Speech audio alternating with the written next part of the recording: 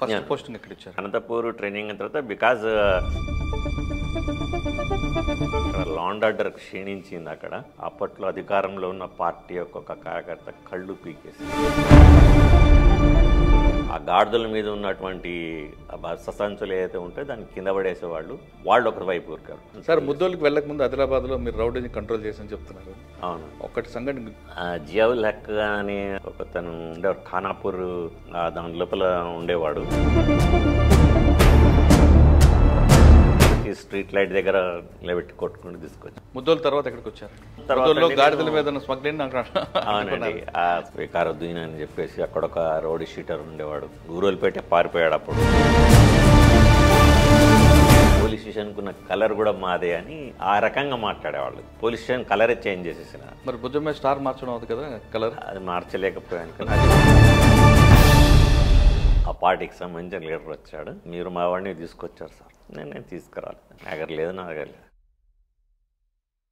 బలంగా టేబుల్ మీద అది కొట్టాడు. ఇదే సొంతం అనిపించింది నాకు, తీసి లోపలేసాను. మొత్తం బట్టలన్నీ ఇచ్చేసి డ్రైవర్ మీద పెట్టాము. దట్స్ ది ఎండ్ అన్నట్టు అప్పటికి.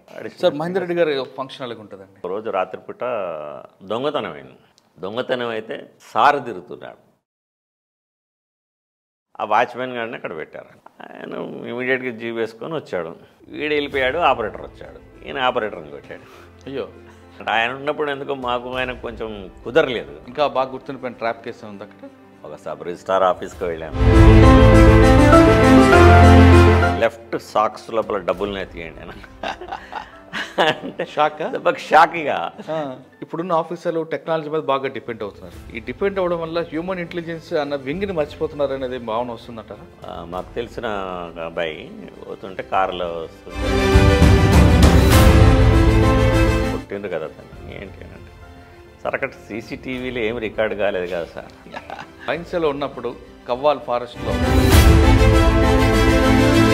ఆ పైన తిరియాని, ఆ పైన నుంచి కూడా మంగియట్ నుంచి దిగేవాళ్ళు. అక్కడ హాస్టల్ దగ్గర ఏం జరిగింది? హాస్టల్ దగ్గర ఫస్ట్ సో అప్పుడు దాంట్లో ఇన్ఫర్మేషన్ ఏముంది కదా అని అంటే, మనము ఒక అడుగు వెనక్కి వేస్తున్నామా అంటే భయపడి కాదు, ముందు జాగ్రత్త కోసం అనేది ఉంది. ఒకనొక ఇన్సిడెంట్లు అయితే బెల్లంపల్లి లోపల వాడు ఉరుకుతూ ఉన్నాడు, నన్ను చూసి ఉరుకుతున్నాడు. చిరంజీవి గారు ప్రజారాజ్యం.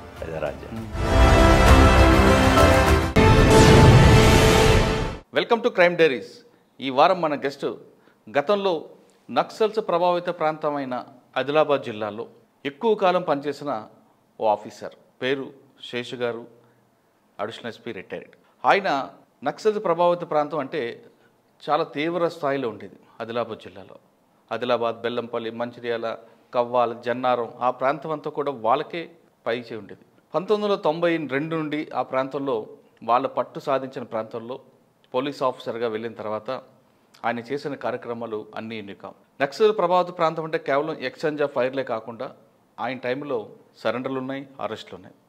ఆయన కెరియర్ బెల్లంపల్లిలో ఒక మంచి ఎక్స్చేంజ్ ఆఫ్ ఫైర్తో స్టార్ట్ అయితే, అప్పట్లో ఆదిలాబాద్ జిల్లాలో డీసీఎస్గా పనిచేసిన సూర్యం అనే వ్యక్తి పోలీసులకి కంటి మీద కొనుక్కు లేకుండా చేసేవారు. అటువంటి వ్యక్తిని కవ్వాల్ ఫారెస్ట్లో ఎక్స్చేంజ్ ఆఫ్ ఫైర్లో చనిపోయారు. ఆ ఇన్ఫర్మేషన్ శేషు గారి ద్వారా వచ్చింది. శేషు గారు ఆ టైంలో బైన్స్ల బందోబస్తులు ఉన్నా తనకున్న ఇన్ఫర్మేషన్ నెట్వర్క్తో ఆయన మూవ్మెంట్ తెలుసుకోవడం, ఆయన అరెస్ట్ చేయడానికి తన దగ్గరున్న ఒక ఎస్ఐని పంపడంతో అక్కడ జరిగిన ఎన్కౌంటర్లో ఆయన చనిపోయారు. దాంతో కవ్వాల్, జన్నారం ఆ ప్రాంతంలో మావోయిస్టులకి అంటే అప్పట్లో ఉన్న నక్సల్స్కి ఒక తీవ్రమైన దెబ్బ, వాళ్ళు కోలుకోలేని దెబ్బ కలిగిందనే విషయం మాత్రం చాలా స్పష్టం. నక్సల్స్ ప్రభావిత ప్రాంతాల్లో పనిచేసిన శేషు గారు అప్పట్లో మూవ్మెంట్ ఏ విధంగా ఉండేది, దాని కంట్రోల్కి కేవలం ఎక్స్చేంజ్ ఆఫ్ ఫైర్లు కాకుండా ఏ విధంగా చేశారు, కేవలం ఎక్స్చేంజ్ ఆఫ్ ఫైర్లే కాకుండా లా అండ్ ఆర్డర్ విషయంలో ఎలా చేసుకొచ్చారు, బైన్సా లాంటి విషయంలో మాప్ కంట్రోల్కి ఆయన చేసిన ఆపరేషన్స్ ఏ విధంగా ఉండేవి, ప్లాన్ ఆఫ్ యాక్షన్ అనే విషయాన్ని శేషు గారిని తెలుసుకుందాం. శేషు గారు నమస్తే అండి. నమస్కారం అండి. శేషు గారు 1995 ఆ టైంలో తీసుకుంటే చాలా పీక్ స్టేజ్లో ఆదిలాబాద్ జిల్లా ఉండేది. వాళ్ళదే అప్పర్ హ్యాండ్ ఉండేది. మీరు ఏ ప్రాంతం తీసుకున్నా వాళ్ళదే చెయ్యి. మీరు 85లో మీరు డిపార్ట్మెంట్లోకి వచ్చినా అప్పటికి ఉన్న కవ్వాల్, జన్నారం ఆ ప్రాంతం పూర్తిగా వాళ్ళకి పెట్టనుకోట. అటువంటి సిచ్యువేషన్లో మీ పేరు ఎక్కువగా బెల్లంపల్లిలోతో పాటు కవ్వాల్ ఫారెస్ట్లో సూర్యం ఎన్కౌంటర్తో డీసీఎస్, ఎందుకంటే ఆదిలాబాద్ జిల్లాకు ఆయనే టాప్ ఇన్ఛార్జ్, జిల్లా సెక్రటరీ కాబట్టి ఆయనకు ఒక్కసారి మీరు ఆయన గండం చేయడంతో ఆయనతో పార్టీకి కొంచెం చాలా కోలుకోవడానికి చాలా దెబ్బ పడింది. అటువంటి సిచ్యువేషన్ ఏ విధంగా హ్యాండిల్ చేశారు? అంటే కేవలం నక్సల్స్ ప్రభావిత ప్రాంతమే కాకుండా ఇటు బైన్సా లాంటి ఏరియాలో కమ్యూనల్ ఇష్యూస్ని ఎలా కంట్రోల్ చేయడం, లా అండ్ ఆర్డర్ విషయంలో బెల్లంపల్లి లాంటి కానీ మంచిర్యాల ఆ ప్రాంతంలో లా అండ్ ఆర్డర్ విషయంలో చేయడం. ఇప్పుడు చాలామంది మన రీసెంట్గా ఆదిలాబాద్ జిల్లాలో ఒక తుడుం దెబ్బ లాంటి ధర్నాలు జరిగాయి. అటువంటి మీ టైంలో కూడా చాలా జరిగాయి. అటువంటి మాబ్ వచ్చినప్పుడు గోండు సమస్య అవ్వచ్చు, లంబాడి విషయం అవ్వచ్చు, మాబ్ వచ్చినప్పుడు అన్నిటికీ లాఠీలు అన్నిటికీ తుపాకీలు కాకుండా అటువంటి మాబ్ సిచ్యువేషన్ని ఎలా కంట్రోల్ చేయాలనే విషయాల్ని చెప్పే ముందు ఒకసారి శేష్ గారి కుటుంబ నేపథ్యం, శేష్ గారు ఎందుకు పోలీసు యూనిఫామ్ వేసుకున్నారో చెప్పండి. థ్యాంక్స్ అండి. ముందుగా ఐ డ్రీమ్స్ ప్రేక్షకులందరికీ నమస్కారం. మా ఫాదర్ కూడా డిపార్ట్మెంటేనండి. మా ఫాదర్ కూడా is also from police department. ఈ వాజ్ రిటైర్డ్ ఇన్స్పెక్టర్. అయితే ఆయన 55 లోపల అనుకోకుండా రిటైర్ అయ్యారు. సో అటువంటి నాన్నగారి పేరు ఏం పేరు? ఏ నరసింహారావు. ఆయన ఆదిలాబాద్ అన్నా? లేదు, అంటే ఆదిలాబాద్లో చేశారు. ఆదిలాబాద్ చేశారు. వరంగల్ జోన్ ఆయన కూడా? వరంగల్ జోన్, సేఫ్ జోన్లో ఉండేవాడు. అయితే ఆ నేపథ్యంలో ఏమైందంటే నాకు పివి శశిధరరావు గారు మా ఇంటికి వచ్చేవారు. సో ఆయన మా మీద బాగా స్ట్రెస్ చేసేవారు పోలీసులో జాయిన్ కావడానికి. నాకు యాక్చువల్గా ఇంట్రెస్ట్ లేదు, ఎందుకంటే మా ఫాదర్ దగ్గర ఉండి నేను కూడా అప్పుడప్పుడు కేసు డైరీలు అవి ఇవి ఆయన ఏది చెప్తే మీ డిక్టేషన్ రాస్తూ ఉండి చూసి ఎంత పని కూడా. పోలీస్ క్వార్టర్స్ స్టార్ట్ అయింది. ఇక పోలీసు అప్పుడు శాంతినగర్ పోలీస్ క్వార్టర్స్లో ఉండేవాళ్ళం మేము. క్వార్టర్ నెంబర్ 13 ఏరియా మేము. అయితే దాంట్లో ఉన్నప్పుడు ఈయన చెప్పటం వల్ల ఒక రకమైన విసుగు, ఫ్రస్ట్రేషన్ వల్ల వీళ్ళు చెప్తున్నారు ఏదో జాయిన్ కావాలన్నట్టుగా అట్లా అయిపోయింది. ఆ రకంగా నేను ఏంటంటే ఇప్పుడు ముందుగా అప్పుడు group 2A, that is the first and last batch of police selected through APPSC అనేది. సో దాంట్లో మేము అప్పుడు 83 నుంచి స్టార్ట్ అయింది అసలు యాక్చువల్ ప్రాసెస్ అంతా కూడా. దాంట్లో అప్పుడు నేను రాసిన తర్వాత సెలెక్ట్ అయిన తర్వాత కూడా మాకు మధ్యకాలం లోపల గ్యాప్ ఉంది. సెలెక్షన్ అయ్యి ట్రైనింగ్ పోయే లోపల. సో ఆ పీరియడ్లో కూడా నేను రిజర్వ్ సబ్ ఇన్స్పెక్టర్కి సెలెక్ట్ అయ్యాను. మళ్ళీ దానికి అప్లై చేసి దానికి సెలెక్ట్ అయ్యాను. సో దాంట్లో ట్రైనింగ్ కూడా అయ్యాను నేను యూసుఫ్ కూడా ఫస్ట్ బెటాలియన్ లోపల. మొత్తం 9 నెలల ట్రైనింగ్లో 7 నెలలు ట్రైనింగ్ చేశాను ఫిబ్రవరి టు. ఆ రకంగా ఏమిటంటే నాకు అప్పుడు ఏపీఎస్పీ వాళ్ళు కూడా ట్రైనింగ్ అయ్యేవాళ్ళు. So I have rapport with APSP RSS నుంచి. ఇప్పుడు సనీ అని చెప్పేసి ఉన్నాడు కమాండెంట్గా, శిఖామణి ఇంకా వాళ్ళందరూ ఉండేవాళ్ళు చూసాను. సో నేను సిటీ నుంచి ఉండేవాడిని. ఎంతో ఇక్కడ ఆర్ఎస్ఎస్ ట్రైనింగ్ అది అయిపోయిన తర్వాత మేము ఆటోమేటిక్గా అనంతపూర్కు ట్రైనింగ్కి వెళ్ళాము. ఆ రకంగా నా కెరీర్ అనేది స్టార్ట్ అయింది అన్నట్టు. సార్, అనంతపూర్లో ట్రైనింగ్ అయిన తర్వాత ఫస్ట్ పోస్టింగ్ ఎక్కడ ఇచ్చారండి? అంటే మీకు వరంగల్ జోన్ అలాట్ అయి ఉంటుంది. అవునండి, అనంతపూర్ ట్రైనింగ్ అయిన తర్వాత బికాజ్ నా ప్రైమరీ ఎడ్యుకేషన్ అంటే 6th to 10th వరకు నేను ఆదిలాబాద్లో చదివాను కాబట్టి ఆదిలాబాద్ జిల్లాలో మా ఫాదర్ పనిచేస్తూ ఉండేవాడు. చెన్నూరు, బెల్లంపల్లి, లక్షట్పేట్, ఆదిలాబాద్. సో నేను న్యాచురల్ నన్ను అక్కడికి అలర్ట్ చేశారు. అచ్చా సార్, మీరు చదువుతున్న టైంలోకే అప్పటికే మూమెంట్ కనిపిస్తుంటుంది? లేదండి, అంత పీక్ కాకపోయినా కొంత ఉంటుంది అసలు. నాకు తెలియని నాకు ఒక్కటి తెలిసి ఏమిటంటే లక్షట్పేటలో మా ఫాదర్ పని చేసినప్పుడు కొండపల్లి సీతారామయ్య గారు వచ్చి వెళ్ళేవారు. వచ్చి అప్పుడు ఆయన ఓపెనే ఉండేవాడు. అప్పుడు వచ్చేసి మాట్లాడే మా ఫాదర్ ఎస్ఏ కాబట్టి అక్కడ పరిస్థితి భూస్వాముల గురించి అది మాట్లాడేవారు. ఆయన కూడా తర్వాత ఆయన ఎప్పుడో తపాల్పూర్ మర్డర్ అయిందో ఆ తర్వాత వాళ్ళు కనిపించడం మానేశారు. తపాల్పూర్ తర్వాత ఆదిలాబాద్లో ఒకసారి అప్పుడు మూమెంట్ అనేది బాగా అయిపోయింది. అంటే అంతకుముందు జరిగినా కానీ ఒకటి జరిగినా కానీ తెలియకపోయేది. అది ఏదో దాడులు భూస్వామి మీద అక్కడ ఇక్కడ సిపిఐ అనుకునేవాళ్ళు, కానీ పర్టికులర్గా పీడబ్ల్యూజీ అని అట్లా కానీ సిపిఐఎంఎల్ కానీ అప్పుడు ఇక్కడ పేరు రాలేదు. ఓకే సార్, ఫస్ట్ పోస్టింగ్ ఎక్కడ వచ్చిందండి మీకు ఆదిలాబాద్ జిల్లాలో? నాకు నేను యాక్చువల్గా ఆదిలాబాద్ టౌన్ ప్రొబేషనర్ అండి. అప్పుడు వివేక్ దుబే గారు ఎస్పీ గారు. సో వారు ఫస్ట్ నాకు పోస్టింగ్ ముధోలని ఇచ్చారు. అయితే నాకు అప్పుడు ఎందుకంటే నేను టౌన్లో కూడా మంచి పనులు చేశాను. అప్పుడు కొంచెం రౌడీజం అటువంటివి ఉంటే, ట్రాఫిక్ కంట్రోల్ చేయటం అటువంటివన్నీ కూడా సార్ నేను అడిగాను. అడిగాను నేను జేమ్స్ దివాకర్ ఉండేవాడు. అలా పోయి అడిగాను. జేమ్స్ దివాకర్ గారు పంజగుట్లో. అయితే మేము ఇద్దరం కలిసి వెళ్ళాము. అంటే మనం టౌన్లో ఉండేవాళ్ళం కాబట్టి సార్తోనే ఎక్కువ ఉండేది. తర్వాత మేము ఇప్పుడు మేము యంగ్ తర్వాత సార్ కూడా first posting as SP. So ఏంటి ఎటు వచ్చారంటే ఏం లేదు సార్ మాకు ఫస్ట్ పోస్టింగ్ ఈయనకు నీలువా ఇచ్చారు, వాడికి జేమ్స్ దివాకర్కు, నాకేమో ఇట్లా ముధోలు ఇచ్చారంటే మీకేం తెలుసు వాడు యూ నో అబౌట్ దట్. ఏమన్నా సార్ ముధోలు అంటే జస్ట్ ఏదో బార్డర్ స్మగ్లింగ్, రైస్ స్మగ్లింగ్ అది ఉంటారంటే కాదు. అక్కడ లా అండ్ ఆర్డర్ క్షీణించింది. అక్కడ ఆల్రెడీ అప్పట్లో అధికారంలో ఉన్న పార్టీ యొక్క ఒక కార్యకర్త కళ్ళు పీకేశారు. అయ్యో. తర్వాత అంటే ఎస్ఐ పోతూ ఉంటే కూడా తగులుకుంటూ వెళ్ళేవారు అన్నట్టు. అంటే పోలీస్ అంటే భయం అనేది లేకుండా ఉంది అక్కడ. So I want to receive as many petitions as against you అన్నారు సార్. సో అసలే అప్పుడు కొంచెం మనం ఇంకా వాళ్ళ మీద కొట్టం తిట్టం కొంచెం ఎక్కువ ఉండేది. సో దాంతో అక్కడికి వెళ్ళాను. పోలీస్ అంటేనే నాకు ముందు ఇష్టం లేదుకుండా వచ్చాను. సో అక్కడికి వెళ్ళిన తర్వాత కంట్రోల్ చేసాము ఏదైనా నెల లోపల. అక్కడి నుంచి అదొక రకమైనటువంటి ఎక్స్పీరియన్స్ అన్నట్టు. మా బార్డర్ లోపల మీరు అన్నట్టుగా రైస్ స్మగ్లింగ్ అంటే గాడిదల మీద రైస్ అంతా కూడా ఇక్కడి నుంచి బార్డర్కి వెళ్ళేటి.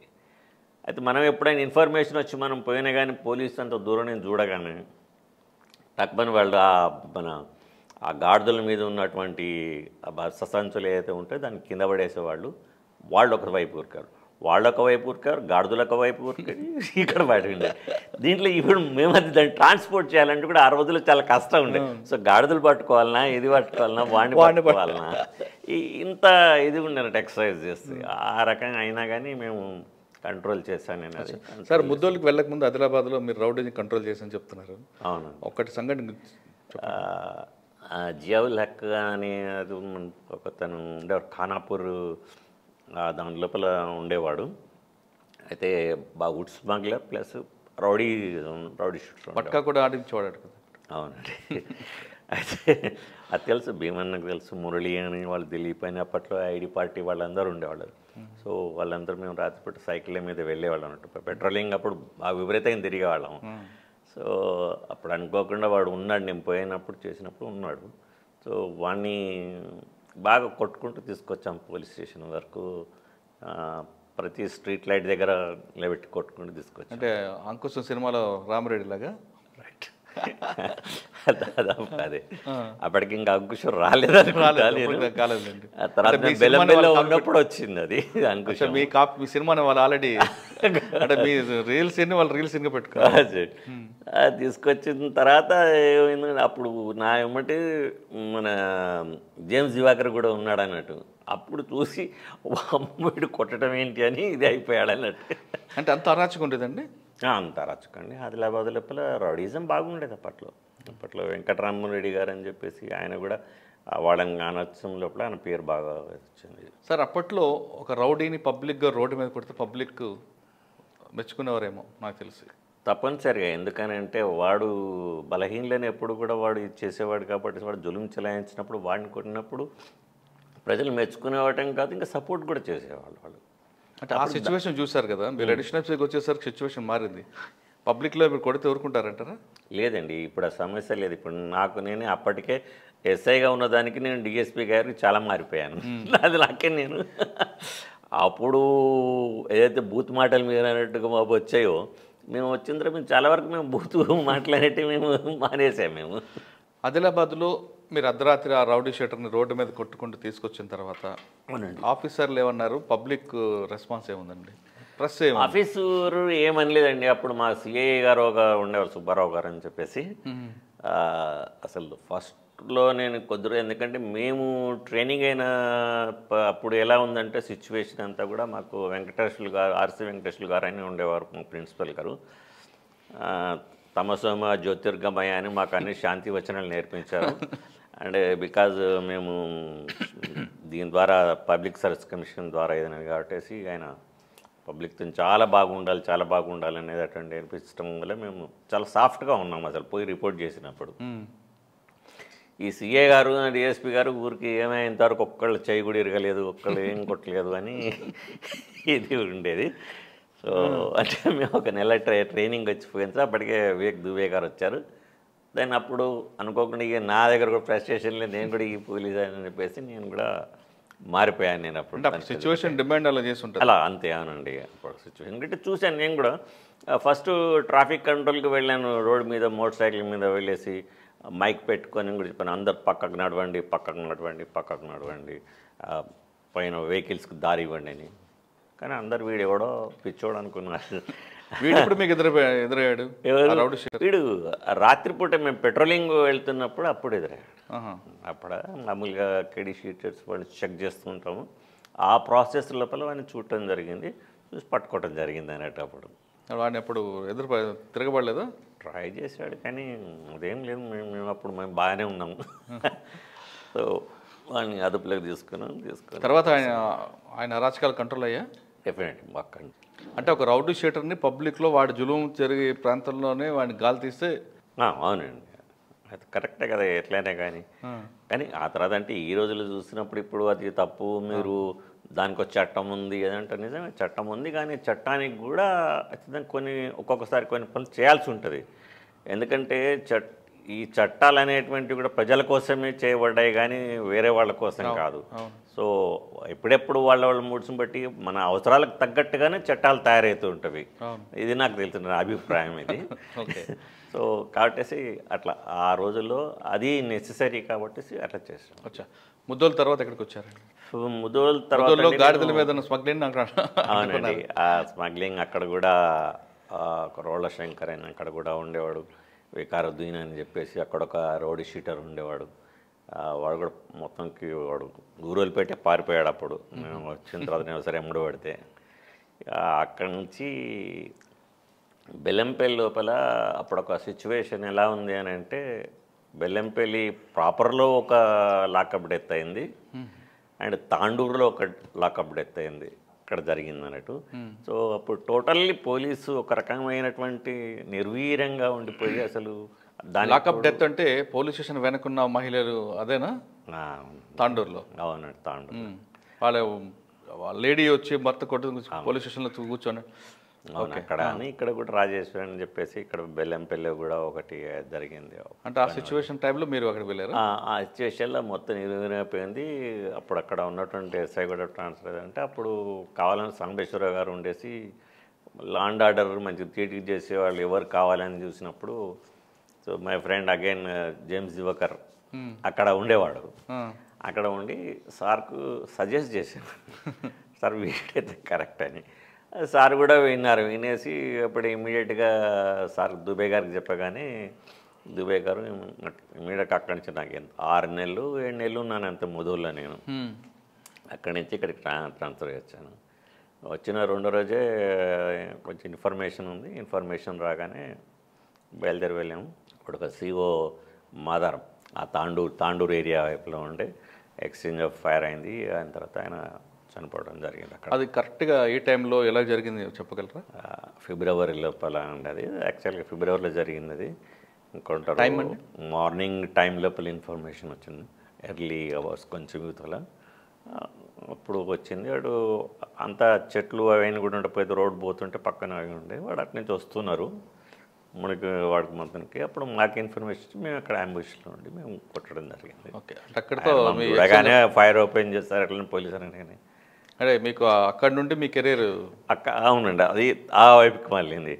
అప్పుడు సికాసా వాళ్ళు ఒకటి దీనివల్ల అంటే ఇప్పుడు నేను చెప్పిన 2 సిచ్యువేషన్స్ వల్ల లాకప్ డెత్స్ వల్ల పోలీస్ ఇదిగా ఉంది. తర్వాత సికాసా అది కూడా ఎక్కువగా ఉంది. అప్పుడు సింగరేణి కార్మిక సమాఖ్యాన్ని సింగరేణి ప్రాబ్లమ్స్ను హైలైట్ చేసి వాళ్ళు ఇచ్చేసేవాళ్ళు. ఇంకా అప్పుడు ఎట్లా ఉందంటే అప్పుడు తెలుగుదేశం పార్టీ అధికారంలో ఉండేది, వాళ్ళకి సపోర్టింగ్ పార్టీ వేరే వాళ్ళు ఉండేవాళ్ళు. ఆ పార్టీ వాళ్ళు ఉన్నప్పుడు ఏమంటే మా భుజం మీద వాళ్ళు వచ్చేసి స్టార్తో పాటు మాకు రిబ్బన్ ఉంటుంది కదా, ఆ పైన ఉన్న ఆ కలర్ మాదే సార్, కలర్ మాదే, ఈ పోలీస్ స్టేషన్కి ఉన్న కలర్ కూడా మాదే అని ఆ రకంగా మాట్లాడేవాళ్ళు. సో ఇమీడియట్గా నాకు వాళ్ళు వచ్చి అయిపోయిన తర్వాత తెల్లవారే నేను దాన్ని పోలీస్ స్టేషన్ కలరే చేంజ్ చేసేసిన. అప్పట్లో యాక్చువల్ పోలీస్ స్టేషన్ కలర్ కింద గ్రే అండ్ వైట్ ఉండాలి. మరి భుజం మీద స్టార్ మార్చడం అవుతుంది కదా కలర్, అది మార్చలేకపోయాను కానీ అది నాలో పెట్టుకున్నాను, అది నాకు అన్వయించుకున్నాను నేను. సో ఈ టాపిక్ సాంబశివరావు గారికి చెప్పారా ఇలాగ కామెంట్ చేశారు సార్ అని?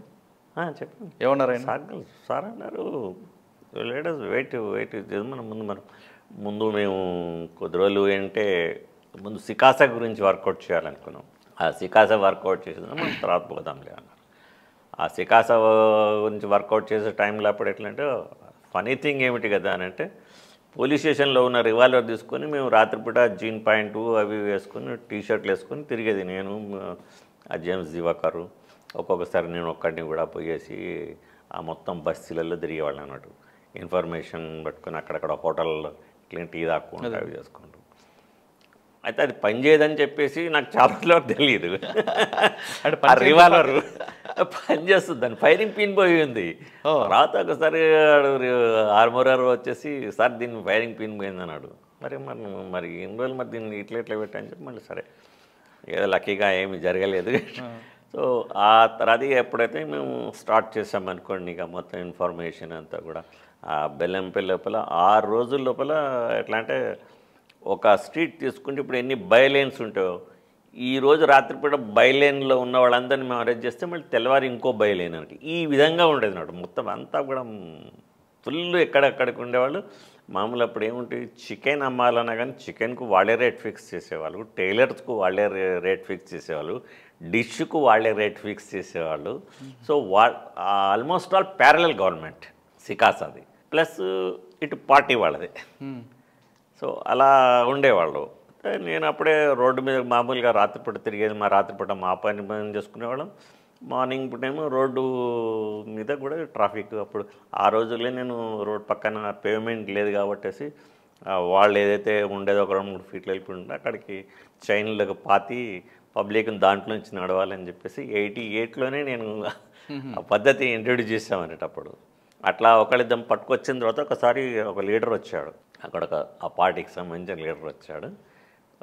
వచ్చేసి, మీరు మా వాడిని తీసుకొచ్చారు సార్. నేను తీసుకురాలేదు, నా దగ్గర లేదు, కావాలంటే చూసుకోండి పోలీస్ స్టేషన్లో, మేము ఎదురుగానే లాకప్లు ఎప్పుడు ఎదురుగానే ఉండేవి కదా అంటే, లేదు సార్ తీసుకొచ్చారని ఆయన బలంగా టేబుల్ మీద అది కొట్టాడు. కొట్టి కొంచెం గొడవ చేశాడు. నాకు ఇమీడియట్ చెప్పాను, ఇదే సొంతం అనిపించింది నాకు, తీసి లోపల వేసాను, మొత్తం ఆయన డ్రైవర్ మీద పెట్టేశాను అంతే. మొత్తం బట్టలన్నీ ఇచ్చేసి డ్రైవర్ మీద పెట్టాము. అరే ఏం సార్, నేను పెద్ద లీడర్, నువ్వు ఏమన్నా కానీ నువ్వు ఎలా అసలు నా పోలీస్ స్టేషన్లో నువ్వు ఎలా మాట్లాడతావు డీసెన్సీ లేకుండా, నాకు సంబంధం లేని విషయంలో ఎలా. ఇప్పుడే ఏఎస్పీ గారికి చెప్పాను సిచ్యువేషన్ వివరించాం. సరే వచ్చాను, కేసు రిజిస్టర్ చేసాం. వాళ్ళు 353 అన్ని సెక్షన్లు ఉన్న సెక్షన్లన్నీ పెట్టిన తర్వాత అనుకోకుండా తెల్లవారే Saturday. So there is no court తీసుకుపోయాను కానీ కోర్టు లేదు. సో సండే కోర్టు లేదు. 3 రోజులు లాకప్లో ఉన్నాడు. పార్టీ వాళ్ళకందరికి కూడా బాగా మండిపోయింది, ఇదేంటి వీళ్ళు ఇట్లా చేస్తున్నారు అని చెప్పేసి. అసలే వాళ్ళు అక్కడ అధికారంలో ఉన్నారు, అధికార పార్టీకి మద్దతుదారులు కాబట్టి వాళ్ళంతా కూడా ఇదైపోయేసి వాళ్ళు తర్వాత 3 రోజుల తర్వాత పంపించాం. వాళ్ళు మొత్తం ప్రొసెషన్ తీశారు. ప్రొసెషన్ పోతూ ఉంటే వాళ్ళు ఒకటి షాప్లు ఓపెన్ చేసి ఉంటే, ఎందుకంటే అప్పటి వరకే మనం సికాసా దాంట్లో అప్పుడు చాలామంది అరెస్టు అవి చేస్తూ ఉండేవాళ్ళం. దానివల్ల పబ్లిక్లో కూడా కాన్ఫిడెన్స్ ఉండేది నాకు అప్పుడు. ఇప్పుడు ఈరోజు పోయి నేను ఇక్కడ చేస్తే కొంతమందిని పట్టుకున్నానంటే మళ్ళీ ఇమీడియట్ నాకు లెటర్లు వచ్చాయి. ఏదో రకంగా లెటర్ కానీ చిట్టి ద్వారా కానీ నాకు ఇన్ఫర్మేషన్ పంపించేవాళ్ళు. నా వేరే పర్సనల్ ఇన్ఫర్మేషన్స్ కాకుండా అట్లా వచ్చేది. అంటే అది వాళ్లకు ఆ కాన్ఫిడెన్స్ ఉండటం వల్లనే పనిచేస్తానని చెప్పి నాకు ఇన్ఫర్మేషన్ వచ్చింది. అయితే ఇమీడియట్గా నేను వీళ్ళు పగలగొట్టిన కొద్దీ వాళ్ళు షాప్స్ ఓపెన్ ఉంటే వీళ్ళు పగలగొట్టుకుంటారు, మేము పంచనామా రాసుకుంటాం. అప్పుడు అశోక్ రెడ్డి గారని అడిషనల్ ఎస్పీ గారు అంటారు, ఆయన పిలిచారు. అరే నీకు వ్యతిరేకంగానే జరుగుతుంది అది, నువ్వు వాళ్ళు ఏమంటిపోతావు ఎట్లా అంటే రానటంలో అప్పుడు అంతా మేము క్లోజ్గా తిరిగాలి సార్లు కానీ మేము కానీ. వాడి పని వాడిది, మీ పని మీది. మా పని అంటే అవును సార్ మరి చేస్తున్నాడు మనకు కూడా కావాలి కాబట్టి మేము చేస్తున్నాం. తర్వాత అంతా అయిపోయారు. సార్ కూడా ఎస్పీ గారు కూడా చాలా పోదాం పండి అసలు ఏంటి వీళ్ళు అని చెప్పేసి వచ్చారు. అప్పటికే ఒక బస్సు అద్దాలు పగలగొట్టారు. అద్దాలు పగలగొట్టి దానికి ట్రై చేశారు నిప్పు పెట్టాలి. వచ్చే వరకు పార్టీ ఆఫీస్కి దగ్గరలో సందులోకి వచ్చేటప్పటికి ఆ సైడ్ నుంచి ఈ సైడ్ నుంచి మేము కవర్ చేస్తాం ఆ గుంపుని. ద రియల్ వర్కర్స్ రియల్ ఎజిటేటర్స్ ఉన్నారు అన్నాడు దాంట్లో. ఓకే. అప్పటికే నా ఇంకా మన ఫస్ట్ బెటాలియన్ ఏపీఎస్పీ వాళ్ళు ఉండేవాళ్ళు. సార్ కొడదామా సార్ అన్నట్టుగా ఉండేవాళ్ళు. అంటే ఫస్ట్ నేనే అగ్రెసివ్ అయినట్టు వాళ్ళు నన్ను చూసి కొడదాం సార్ అంటుంటారు. వాళ్ళు అనటం కాదు కానీ ఆ రకంగా అప్పుడు వాళ్ళు అట్లా బిహేవ్ చేశారు అన్నట్టు అది. సో ఆ టైం లోపల అక్కడ ఆ మధ్యలో దొరికారు వాళ్ళు, మా మీద రాళ్ళు విసిరారు, చిన్న లాఠీ చార్జ్ లాంటి కేనింగ్ అయింది. దాంట్లో కూడా మంచి లీడర్లు కూడా వెళ్ళినారు, డిమాండ్ చేశారు. అప్పుడు అందరు రిమైండ్ చేసాం, మంచి వెళ్ళినారు. దట్స్ ది ఎండ్ అన్నట్టు. అప్పటికి బెల్లంపల్లి సో కాళ్ళు చెప్పిన ఆ పార్టీ వాళ్ళిగా ఇది అది చేయటం అనేది అప్పుడు వాళ్ళ యొక్క ఇన్ఫ్లుయెన్స్ అనేది తగ్గిపోయింది. ఓకే సార్, సాంబశివరావు గారితో మీరు ఆయన నేర్చుకున్న వర్క్ ఏంటండి? చాలా అండి. సాంబశివరావు అంటే పనికి ఇంపార్టెన్స్ ఇవ్వాలి, అనవసర భేషజాలకు పోకుండా ఉన్నది ఏదైనా ఉంటే మేము కూడా చెప్పడం ఏంటంటే ఎప్పటికప్పుడు ఉన్న స్ట్రైట్గా చెప్తున్నాం, స్ట్రైట్ ఫార్వర్డ్. ఐ డోంట్ కొంతమంది సాగదీసి ఆ రోజు ఇట్లా జరిగి స్టోరీస్ చెప్తుంటారు. మాకు రాకపోయేది, ఎప్పుడు కూడా మాకు రాదు. స్ట్రైట్గా చెప్పేవాళ్ళం. తర్వాత యూస్ టు షేర్. రాత్రిపూట ఆ బెల్లంపల్లి లోపల సార్ ఇంటికి క్వార్టర్కి ఎదురుగానే వచ్చిన సెంటర్ లాగా ఉండేది అన్నట్టు. అక్కడ కూర్చొని చాలాసేపు మాట్లాడుకునేవాళ్ళం మేము. ఎలా ఏమిటి, ఈవెన్ సాంబశివరావు గారు మేము ఇద్దరం కలిసి డబుల్స్ వెళ్ళాము ఒకప్పుడు, ఒక ఇన్ఫార్మేట్ని కలవాలంటే రాత్రిపూట. ఓకే. వాడు అప్పుడప్పుడు వచ్చేవాడు ముసుగు వేసుకొని అది చేసేసి. అంటే ఆ విధంగా సార్ మమ్మల్ని నమ్మగలిగారు, మేము కూడా సార్ నమ్మగలిగారు, మేము వర్క్ చేసేవాళ్ళం. సార్ వచ్చే టైంకి బెల్లంపల్లిలో సిచ్యువేషన్ కొంచెం పీక్ స్టేజ్లో ఉంది. అవును, అప్పుడు పీక్ స్టేజ్లో. అవునండి. ఎందుకంటే అసలు బెల్లంపల్లిలో ఏమిటంటే సికాజా వాళ్ళు రౌడీజం ఎక్కువటప్పటికే చాలామంది నరికేసినారు. సెకండ్ శ్రీహరి కానీ, కుందేలు శంకర్ కానీ, గుర్రం శంకర్ కానీ, ఇలా ఈ విధంగా చాలా ఉండేది అప్పుడు. అంటే అప్పుడున్న ఛాలెంజ్ మీద ఎక్కువగా ఫోకస్ చేసేవారా, లేదు లా అండ్ ఆర్డర్ విషయంలో మిగతా అన్ని వాటి మీద కూడా ఎక్కువగా ఫోకస్ ఉండేవారు? అప్పుడు లా అండ్ ఆర్డరే ఎక్కువ ఉండేదండి. అప్పుడు లా అండ్ ఆర్డరే దాని మీద మనకు బాగా ఇది ఉండేది, కాబట్టి దాని మీదనే ఫోకస్ చేయాల్సి ఉండేది. ఆ ముందు అంటే డైరెక్షన్స్ ఏ విధంగా ఉండేవండి? డైరెక్షన్స్ అంటే ఒకటేమిటంటే ఎప్పటికప్పుడు ఇన్ఫర్మేషన్ ఒకటి క్యాచ్ చేయాలి. ఇన్ఫర్మేషన్ దాని నుంచి మనం ఇమీడియట్గా వాళ్ళని తీసుకురావాలి. అప్పుడు మాకు చూస్తే అప్పుడు ఏంటంటే మా దగ్గర 3 పార్టీలు పనిచేసేది. ఒకళ్ళు పోయి పికప్ చేసి వాళ్ళు తీసుకొచ్చి ఇంటరాగేషన్ ఉంటే, ఒక పార్టీ ఇంటరాగేషన్కి ఉండే, ఎందుకంటే బ్యాస్ కాకుండా ఉండటానికని. ఇంకొక పార్టీ వాళ్ళకు అమృతాంజన్లు అవి పెట్టడానికి అన్నట్టుగా ఉండేది. ఒకళ్ళు వండి పెడితే ఇంకొకళ్ళు తూయటానికి. అంటే ఏదైనా కొట్టాలా, అనునయించాలా, ఆ విధంగా మేము కొట్టిన అవసరమైతే దండించినా కానీ మళ్ళీ అనునయించి ఇట్లా కాదు మనం ఇట్లా చేయదు, ఇది కాదు. ఎందుకంటే దాదాపు అంత యూత్ లాంటి వాళ్ళే పోయేవాళ్ళు. వాళ్ళని మళ్ళా మంచి వాళ్ళ ఫాదరు, పేరెంట్స్ అనేటువంటి ఎవరంటారు పిలిచి కన్సోలింగ్ చేసి వాళ్ళకు కౌన్సిలింగ్ ఇచ్చేవాళ్ళం వాళ్ళకి. సార్ ఇప్పుడు సార్ ఈ 3 చెప్పారు, 3 పార్టీలు. పికప్ పార్టీలో ఆయన ఉండరు, కౌన్సిలింగ్ పార్టీ ఉండేవారా, లేదంటే అమృతాంజన్ పార్టీలు ఉండేవారా? కౌన్సిలింగ్లో ఉండేవాళ్ళు సార్. ఉండే కౌన్సిలింగ్. కానీ ఆయన కౌన్సిలింగ్ చేస్తున్న టైంలో ఎక్కువగా బూతులు వాడతారని అప్పట్లో పేరుండేది, వాస్తవం అంటారా?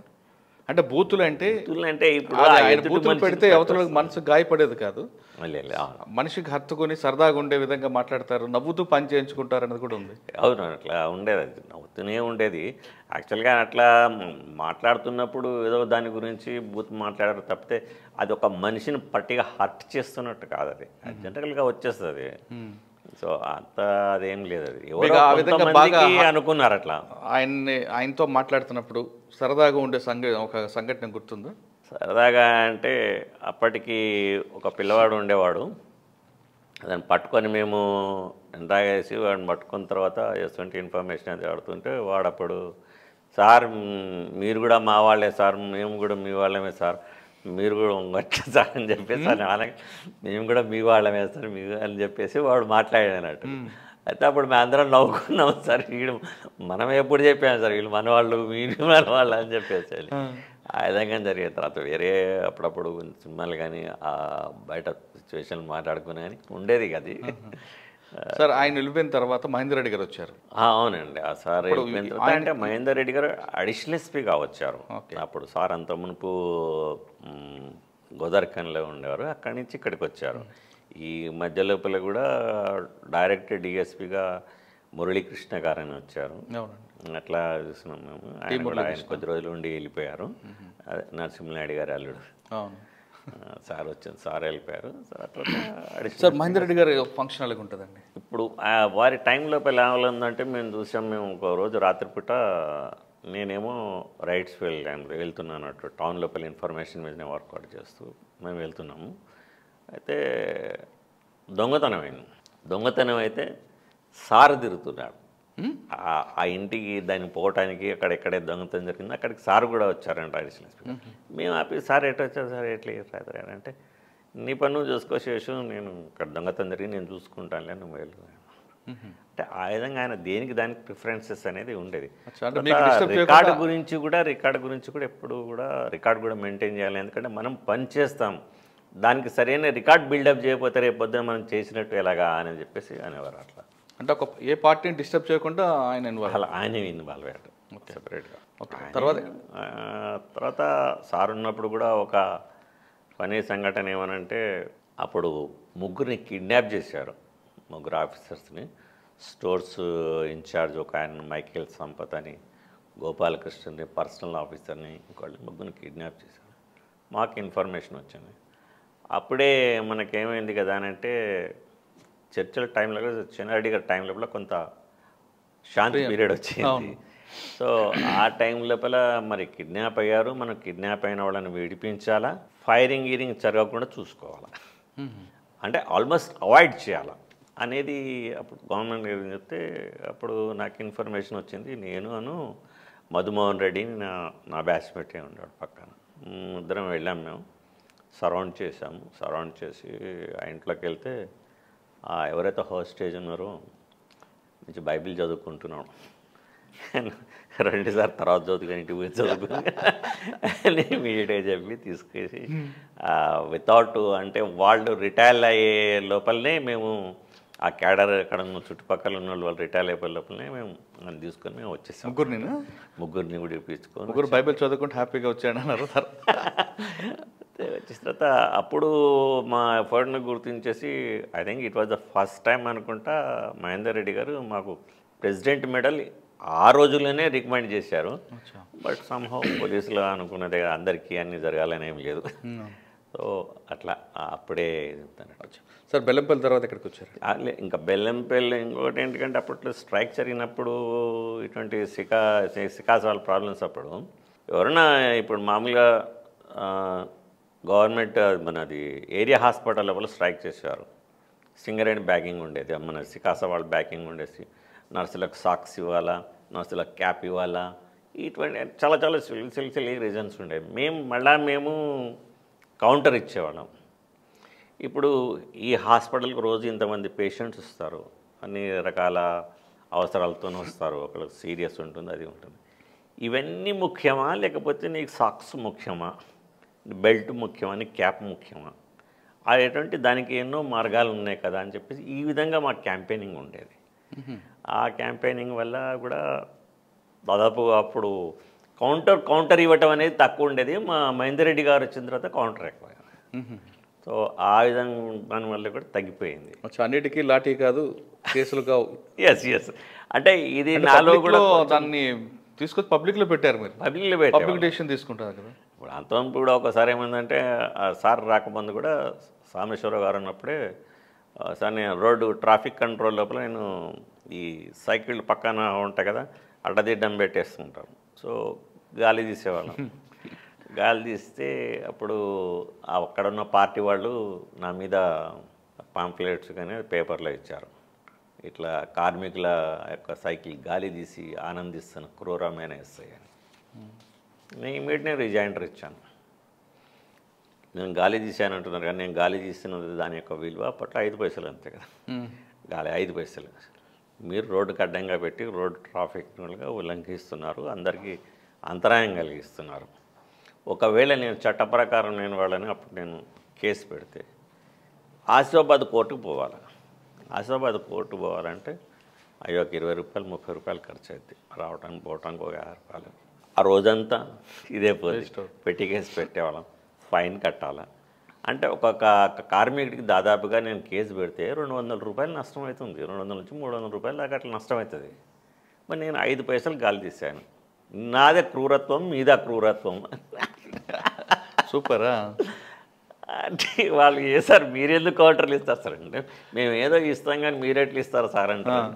అలా కాదు, నువ్వు అన్నావు అన్నప్పుడు నేను దాచుకొని ఏదైనా కానీ నా మీద ఉంటే నా తప్పులేంత వరకు నేను ఎప్పుడు కూడా ఆగను. కౌంటర్కి క్రియేట్ కౌంటర్ ఉండాల్సిందే. అట్లా ఇదే మాకు సార్ మహేందర్ రెడ్డి గారు వచ్చిన తర్వాత ఇంకా కొంచెం ఎక్కువ అయిపోయింది అనుకోండి ఇటు కౌంటర్ లేయటం అనేది. అప్పుడు అలా స్ట్రైక్ చేసినప్పుడు అప్పుడు యాక్చువల్ సాంబశివరావు గారు ఉన్నప్పుడు మేము చేసిన పనులు అంటే యాక్టివిటీస్కి అప్పుడు ఆర్టీసీ వాళ్ళు అక్కడ ఏంటంటే హైవేల మీద కానీ అక్కడ కానీ ఇప్పుడు బాగా ఇవి బస్సులని వాటిని తగలబెట్టేవాళ్ళు.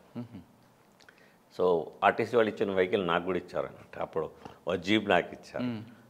వెళ్ళిపోయిన తర్వాత కూడా మహేందర్ రెడ్డి గారు వచ్చింది కూడా సింగనెల్లిలో మేము చేసే వరకు చూసేసి ఇంద్రజిత్ పాల్ ఉండే ఐఏఎస్ ఆయన అప్పుడు సింగరేణికి డైరెక్టర్ గారు అండి. ఓకే. అయితే ఆ సార్ వచ్చారండి. ఇది మన ఏది అంటే వీళ్ళని రెస్క్యూ చేసి విడిపించి తీసుకొచ్చాం కదా ఆ ముగ్గురిని తీసుకొచ్చేస్తే సార్ మమ్మల్ని పిలిచారు అన్నట్టు. పిలిచి బాగా చేశారని కంగ్రాచులేట్ చేస్తూ బయటకు వచ్చారు నన్ను వదిలిపెట్టాను కానీ. చూశారు, చూసి ఎలా వచ్చారు ఎస్ఐ గారు అన్న.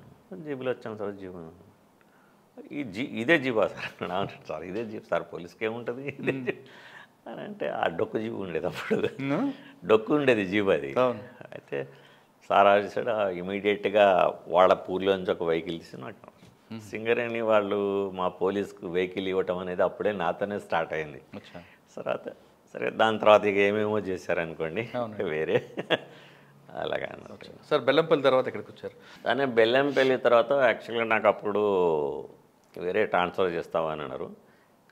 అప్పుడు వచ్చిన వాళ్ళ ఆఫీసర్స్ ఎందుకు నాకు మంచిగా అనిపించలేదు. ఎవరండి? ఎందుకంటే పేర్లు వద్దండి, పోయే ఆఫీసర్లు, జిల్లా ఆఫీసర్లు. ఎందుకంటే నాకు అది అంటే యూనిట్ ఆఫీసర్ నచ్చలేదా? యూనిట్ ఆఫీసర్ తర్వాత మా దగ్గర ఉన్న ఆఫీసర్ కూడా అప్పుడు పేరు చెప్తే బాగుంది. ఎందుకంటే ఆయన ఏమిటంటే ఆ సారు అప్పుడు ఏఎస్పీ గారు ఉన్నవాళ్ళు. ఆయన విజయవాడ నుంచి డైరెక్ట్ మా దగ్గరకు వచ్చాడు బెల్లంపల్లికి. అర్థమైపోయింది. సో ఇవాజ్ అంటే ఆయన వాళ్ళ అక్కడ విజయవాడ వేరు పరిస్థితి, బెల్లంపల్లి పరిస్థితి వేరు. అక్కడలాగా మన దగ్గర ఉండదు. ఇక్కడికి వచ్చేసి నేను లాడ్జింగ్ రైడ్ చేయాలని అంటాడు. సార్ ఇక్కడ లాడ్జింగ్ ఏముంటుంది సార్, లాడ్జింగ్ అంతకి ఒకటి కూడా ఉండడు అదేనంటే లేదు మీరు కావాలని మీరు ఇది చేస్తున్నారు, మీరు పదండి అని చెప్పొచ్చు. ఆ లాడ్జింగ్లో ఎవరు నిజంగా ఎవరు ఉంటారు అక్కడ, అన్ని పందికొక్కులు తిరుగుతా ఉన్నాయి. అరే విజయవాడ అంటే బ్రోతలు నడుస్తుంటారు కాబట్టి ఆ ఐడియాలో ఉంచి ఉంటారు. అదే అర్థమైంది మీరు చెప్పదు. అట్లా అన్నట్టు ఆయన ఉన్నప్పుడు ఎందుకో మాకు ఆయన కొంచెం కుదరలేదు. ప్లస్ ఒకసారి సింగరేణి ఆఫీస్ క్లబ్ పోయేసి రైడ్ చేశారు. అక్కడ ఉండేంత సింగరేణి ఆఫీసర్స్ ఉంటారు, మన వాళ్ళు ఉంటారు, అవన్నీ అట్లా వద్దు సార్ అంటే లేదు నేను పోవాలంటాడు. అక్కడ ఈయనకంటే పై ఆఫీసర్ కూడా క్లబ్లో ఉన్నాడు ప్రెమిసెస్లో, పోయి రైడ్ చేశాడు. దాంట్లో ఆయన కోపం. ఆయన ఎవరండి? ఉండేవారు. సో ఆ క్లబ్లో ఏముంటుంది, ఉంటారు, కూర్చుంటారు, తిరుగుతారు, మాట్లాడుకుంటారు, ఆడతారో లేకపోతే ఏదో ఉంటారు అప్పుడు వాళ్ళ దగ్గర. ఈయన పోయి దాని మీద ఇది చేస్తారు. ఆ ఊరి లోపల ఆ సిచ్యువేషన్లో ఆ రోజు లోపల ఏముంది అట్లా ఆయన ఏ పని చేసినా కానీ ఒక రకమైన ఏదో ఒకటి అడ్వర్ట్స్ వచ్చాయండి. మరి ఆయన కావాలని అట్లా తెలియదు. పోయి బస్ స్టాండ్లో పోయేసి కార్మికులు పొద్దున్న వెళ్ళిపోతుంటారు, ఆ పక్కనే ఎవరో గన్మెన్లు ఎవరో ఉంటారు, చెప్పుడు మాట్లాడింటారు. పోయి ఒకరిని కూడా కొట్టాడు. బంద్ మొత్తం ఆర్టీసీ వాళ్ళని, ఆర్టీసీ డ్రైవర్ని కొట్టేస్తే మొత్తం వాళ్ళు స్టాప్ చేసేసారు. స్టాప్ చేసి దాని మీద పెద్ద ఆర్టీసీకి 2 కోట్ల నష్టం వచ్చింది. అయ్యో. మళ్ళీ అప్పుడు పోయి మేము ఏదో మాట్లాడిచ్చేసి స్ప్రే చేసాం మా లోకల్ ఇన్ఫ్లుయెన్స్తో. వీళ్ళు నాకంటే వీళ్ళు పెద్ద ఇదా అని. అట్లే ఇంకొకసారి దాసరి నర్సయ్య ఎమ్మెల్యే గెలిచాడు. ఆ పొజిషన్లో నేను ఉన్నాను. ఉన్నప్పుడు ఈయన అప్పుడు ట్రంక్ కాల్స్ ఉండేటి. టెలిఫోన్ చేశారు. టెలిఫోన్ చేస్తే అప్పుడు ఆ టైం ఈవినింగ్ టైం కాబట్టి 7 అసలు ఆపరేటర్ పక్కకి వెళ్ళిపోయాడు, ఇటు టీ దాటానికి వెళ్ళాడు. ఆ వాచ్మెన్ గారిని అక్కడ పెట్టారు అన్నట్టు. ఈయన ఫోన్ చేసినప్పుడు వాడు లిఫ్ట్ చేసిన వాడు మన దాగి ఉన్నాడు. వాడేదో మాట్లాడి ఈయన ఏదో మాట్లాడితే ఆయన ఏదో మాట్లాడాడు. వచ్చి ఆయన ఇమీడియట్గా జీప్ వేసుకొని వచ్చాడు. వీడు వెళ్ళిపోయాడు, ఆపరేటర్ వచ్చాడు. ఈయన ఆపరేటర్ని కొట్టాడు. అయ్యో. మొత్తం ఇక్కడి వరకు కూడా మొత్తం అన్నీ ఆగిపోయినాయి అప్పుడు లైట్స్ అని. సో నేను ఆ ప్రొసెషన్తో అటు వస్తూ ఇట్లా గొడవ జరిగింది నేను అక్కడికి వెళ్ళి లేదు సంజాయించేసి ఇట్లా కాదండి అది అని చెప్పి అయినా సెంట్రల్ వాళ్ళు ఇది చేశారు, సరే అయిపోయింది అక్కడికి. సో అట్లా ఏంటంటే ఆయన ఏది జరిగినా కానీ మమ్మల్ని నెగిటివ్గా తీసుకున్నారు. We don't have any negative, మాకు ఏమీ లేకుండే. అట్లా ఆయన కొంచెం మాకు ఇదండి. ఇక అప్పుడు మాకు ఇక అసలు అప్పటికే నేను 3.5 ఏళ్ళు అయిపోయింది అక్కడ. ప్రతి వాళ్ళు రావటం, నన్ను పంపించకపోవటం, అక్కడ ఉంచటము, వేరే దగ్గరికి వెళ్ళిపోతా అన్నా కానీ జనరల్గా అన్ని రోజులు ఉండాలనేది కూడా నాకు ఉద్దేశం ఉండదు. అట్లాగే నేను ఏసీబీకి పెట్టుకున్నాను. ముందు ఇంటెలిజెన్స్ అంటే ఇంటెలిజెన్స్ రిజెక్ట్ చేశారు మా యూనిట్ ఆఫీసర్స్, ఆదిలాబాద్ ఆఫీసర్స్ పంపించలేదు. ఏం చేస్తారు జనరల్గా ఏం రాస్తారు, ఈయన చాలా బ్రహ్మాండంగా చేస్తాడు, ఇక్కడ వర్క్ కాబట్టి ఈయన వదులుకోలేమని. మరి ఉన్నోడికేమో ఇవ్వాలి కదా. ఏసీబీకి అప్పుడు నేను ఏసీబీకి హైదరాబాద్ వచ్చారా? అవునవును. అప్పుడు ఏసీబీకి పెట్టుకుంటే అది కూడా రిలీజ్ చేయలేదు.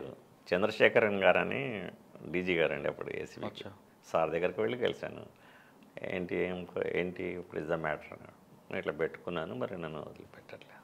ఇమీడియట్ ప్రభాకర్ రావు గారు మాట్లాడారు, 2 రోజుల్లో రిలీవ్. ఏసీబీలు ఎంతకాలం చేస్తారు? ఏసీబీలు 5 years చేశాను. ఎక్కడ? హైదరాబాద్లో? నేను నిజామాబాద్ రేంజ్. నిజామాబాద్ అంటే నిజామాబాద్ కమ్ మెదక్. మీకు అక్కడ బాగా గుర్తుపెట్టిన కేసు ఉందా? డిఏ కేసు కానీ ట్రాప్ కేసు కానీ? డిఏ కేసు ఉందండి. ఒక ఎక్సైజ్ అఫీషియల్ మీద ఒకటి ట్రాప్ కమ్ డిఏ ఇచ్చేసాము. డిఏ లోపల ఆ ఎక్సైజ్ అఫీషియల్కు 5 years రిగరస్ ఇంప్రిజన్మెంట్ కూడా వచ్చింది.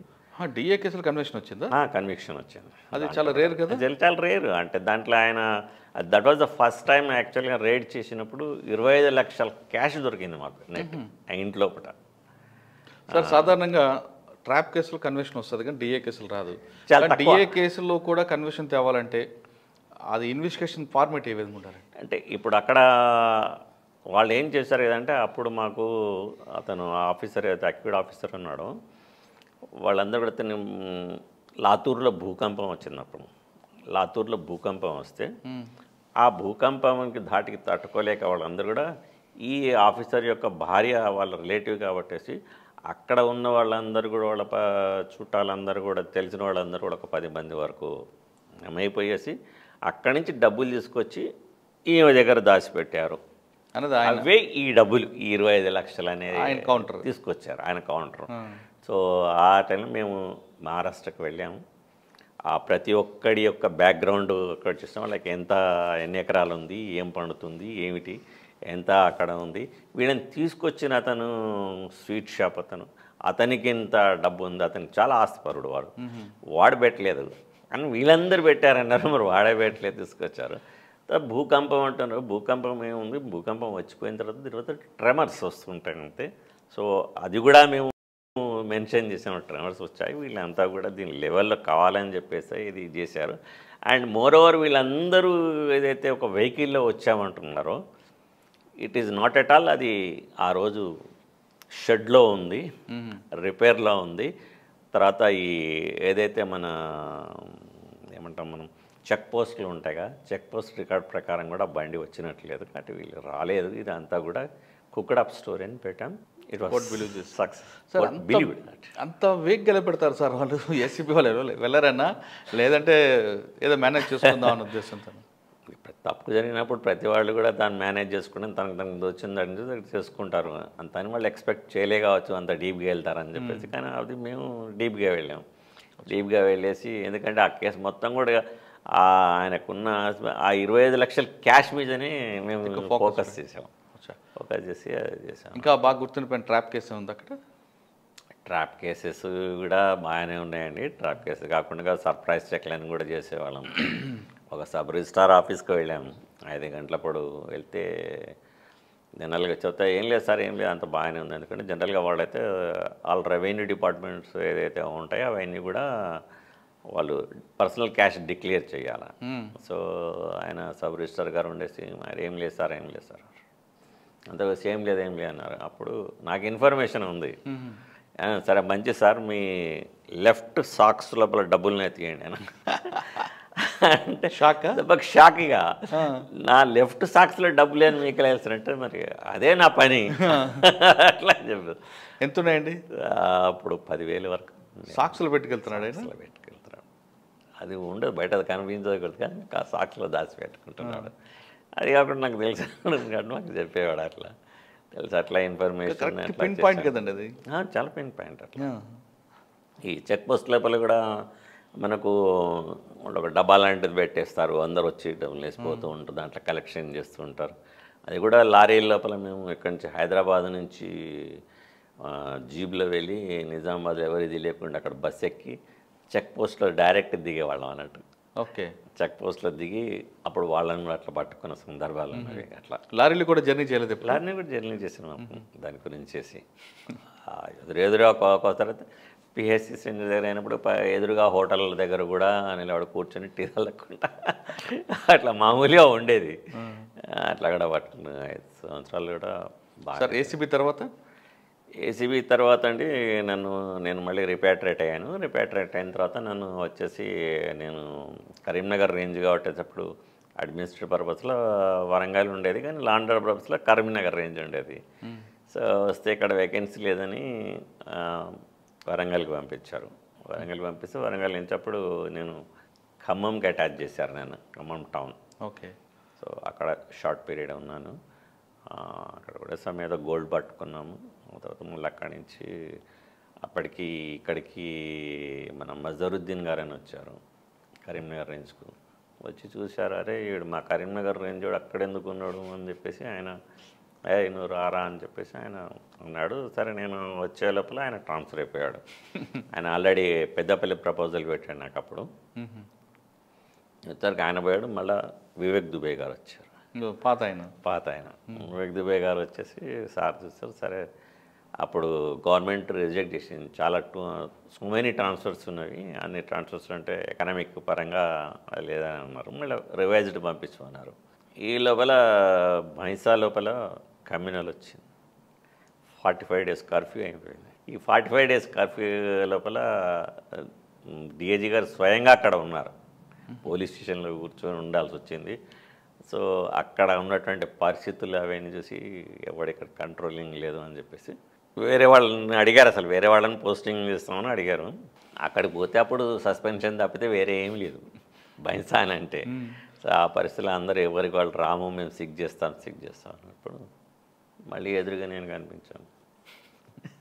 ఎందుకంటే నేను ముదలో పని చేశాను కదా, ఆ పక్క సర్కిల్, అదే సర్కిల్ పక్కనే ఉండేవాడిని. చూసేసి సార్ పిలిచారు నన్ను, చేసి రావు అన్నాడు సారు అని. ఆయన వెనకనే మ్యాప్ ఉంటుంది కదా, మ్యాప్లో దిస్ ఈజ్ భైంసా, చాలా గొడవ జరుగుతుంది ఇక్కడ, ఐజీ లాండర్ గారు రెగ్యులర్గా టచ్లో ఉంటారు, మంచి ఆఫీసర్లు టచ్లోకి వస్తూ ఉంటారు ఇక్కడ, ఎందుకంటే సిచ్యువేషన్ గురించి నాకు అర్థమైపోయింది. అంటే సార్కి ఒక అలవాటు అన్నట్టు చూపించాడంటే అంత సంగతి.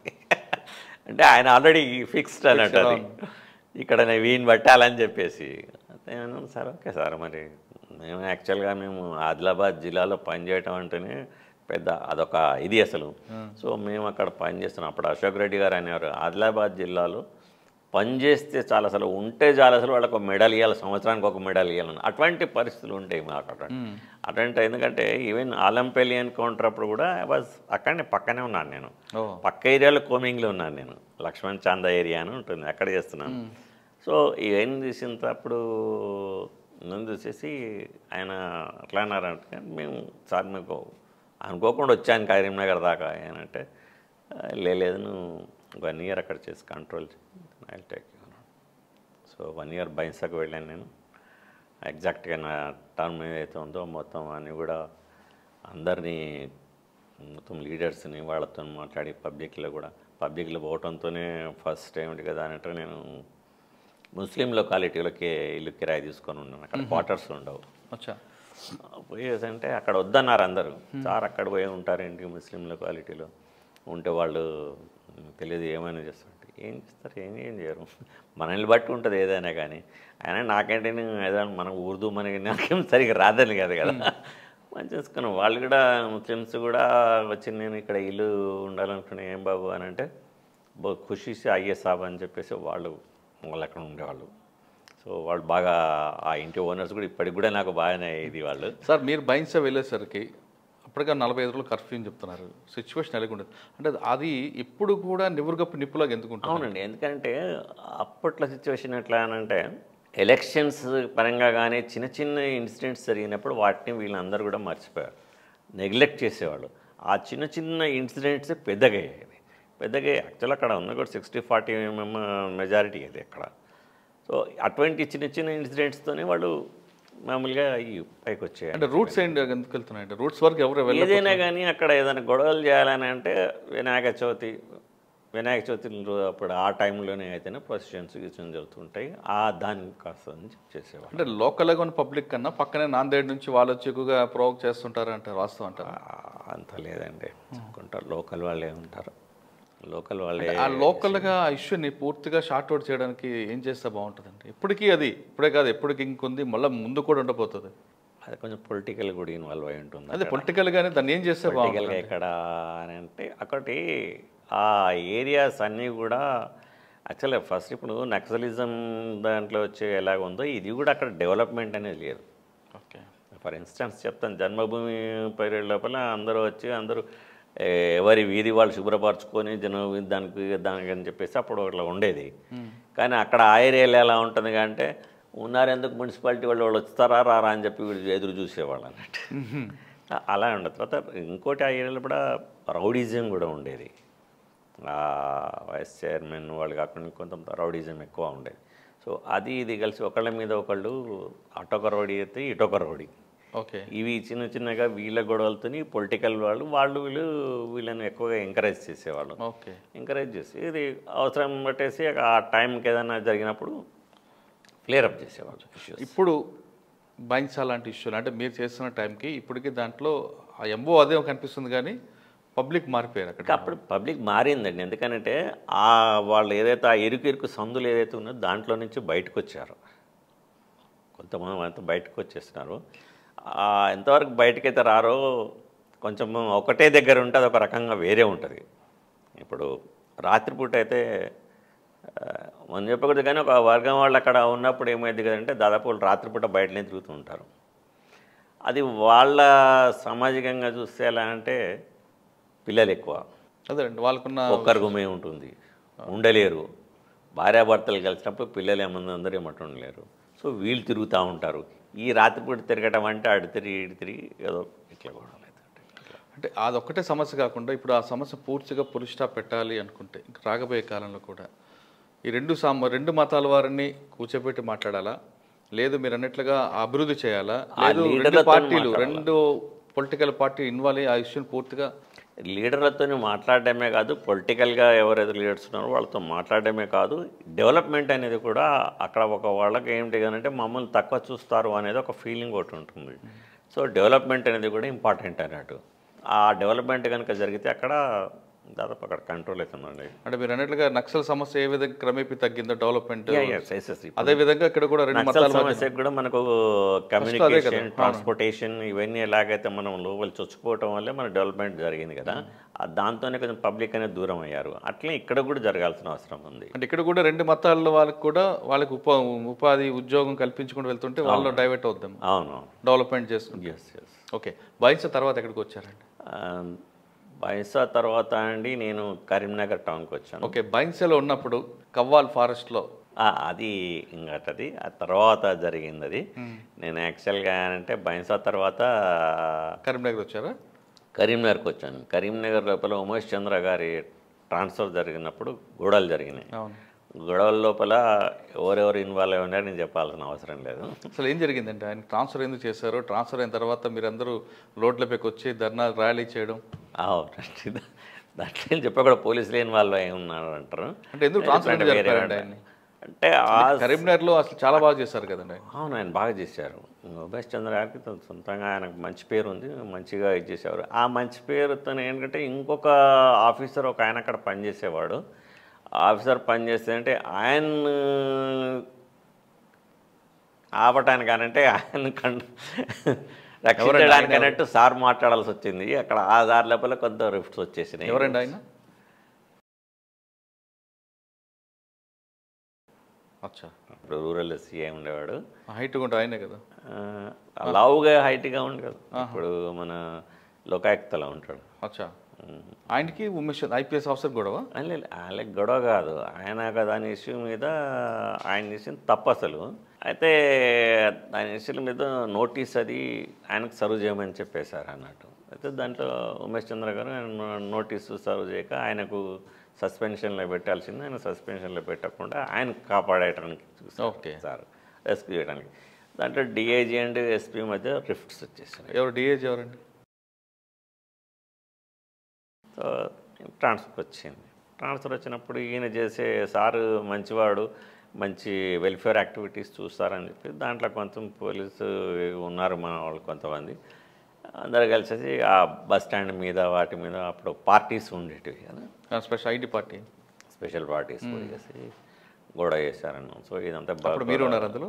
నేను లేను, నేను అక్కడ లేను కదా, నేను బైన్సాలో ఉన్నాను కదా అప్పటికి. ఓకే. నాది ఎక్కడే కానీ ఇక్కడ గొడవలు అయినాయి అంటే నన్ను తీసుకొచ్చి వేస్తారు అక్కడ. అచ్చా.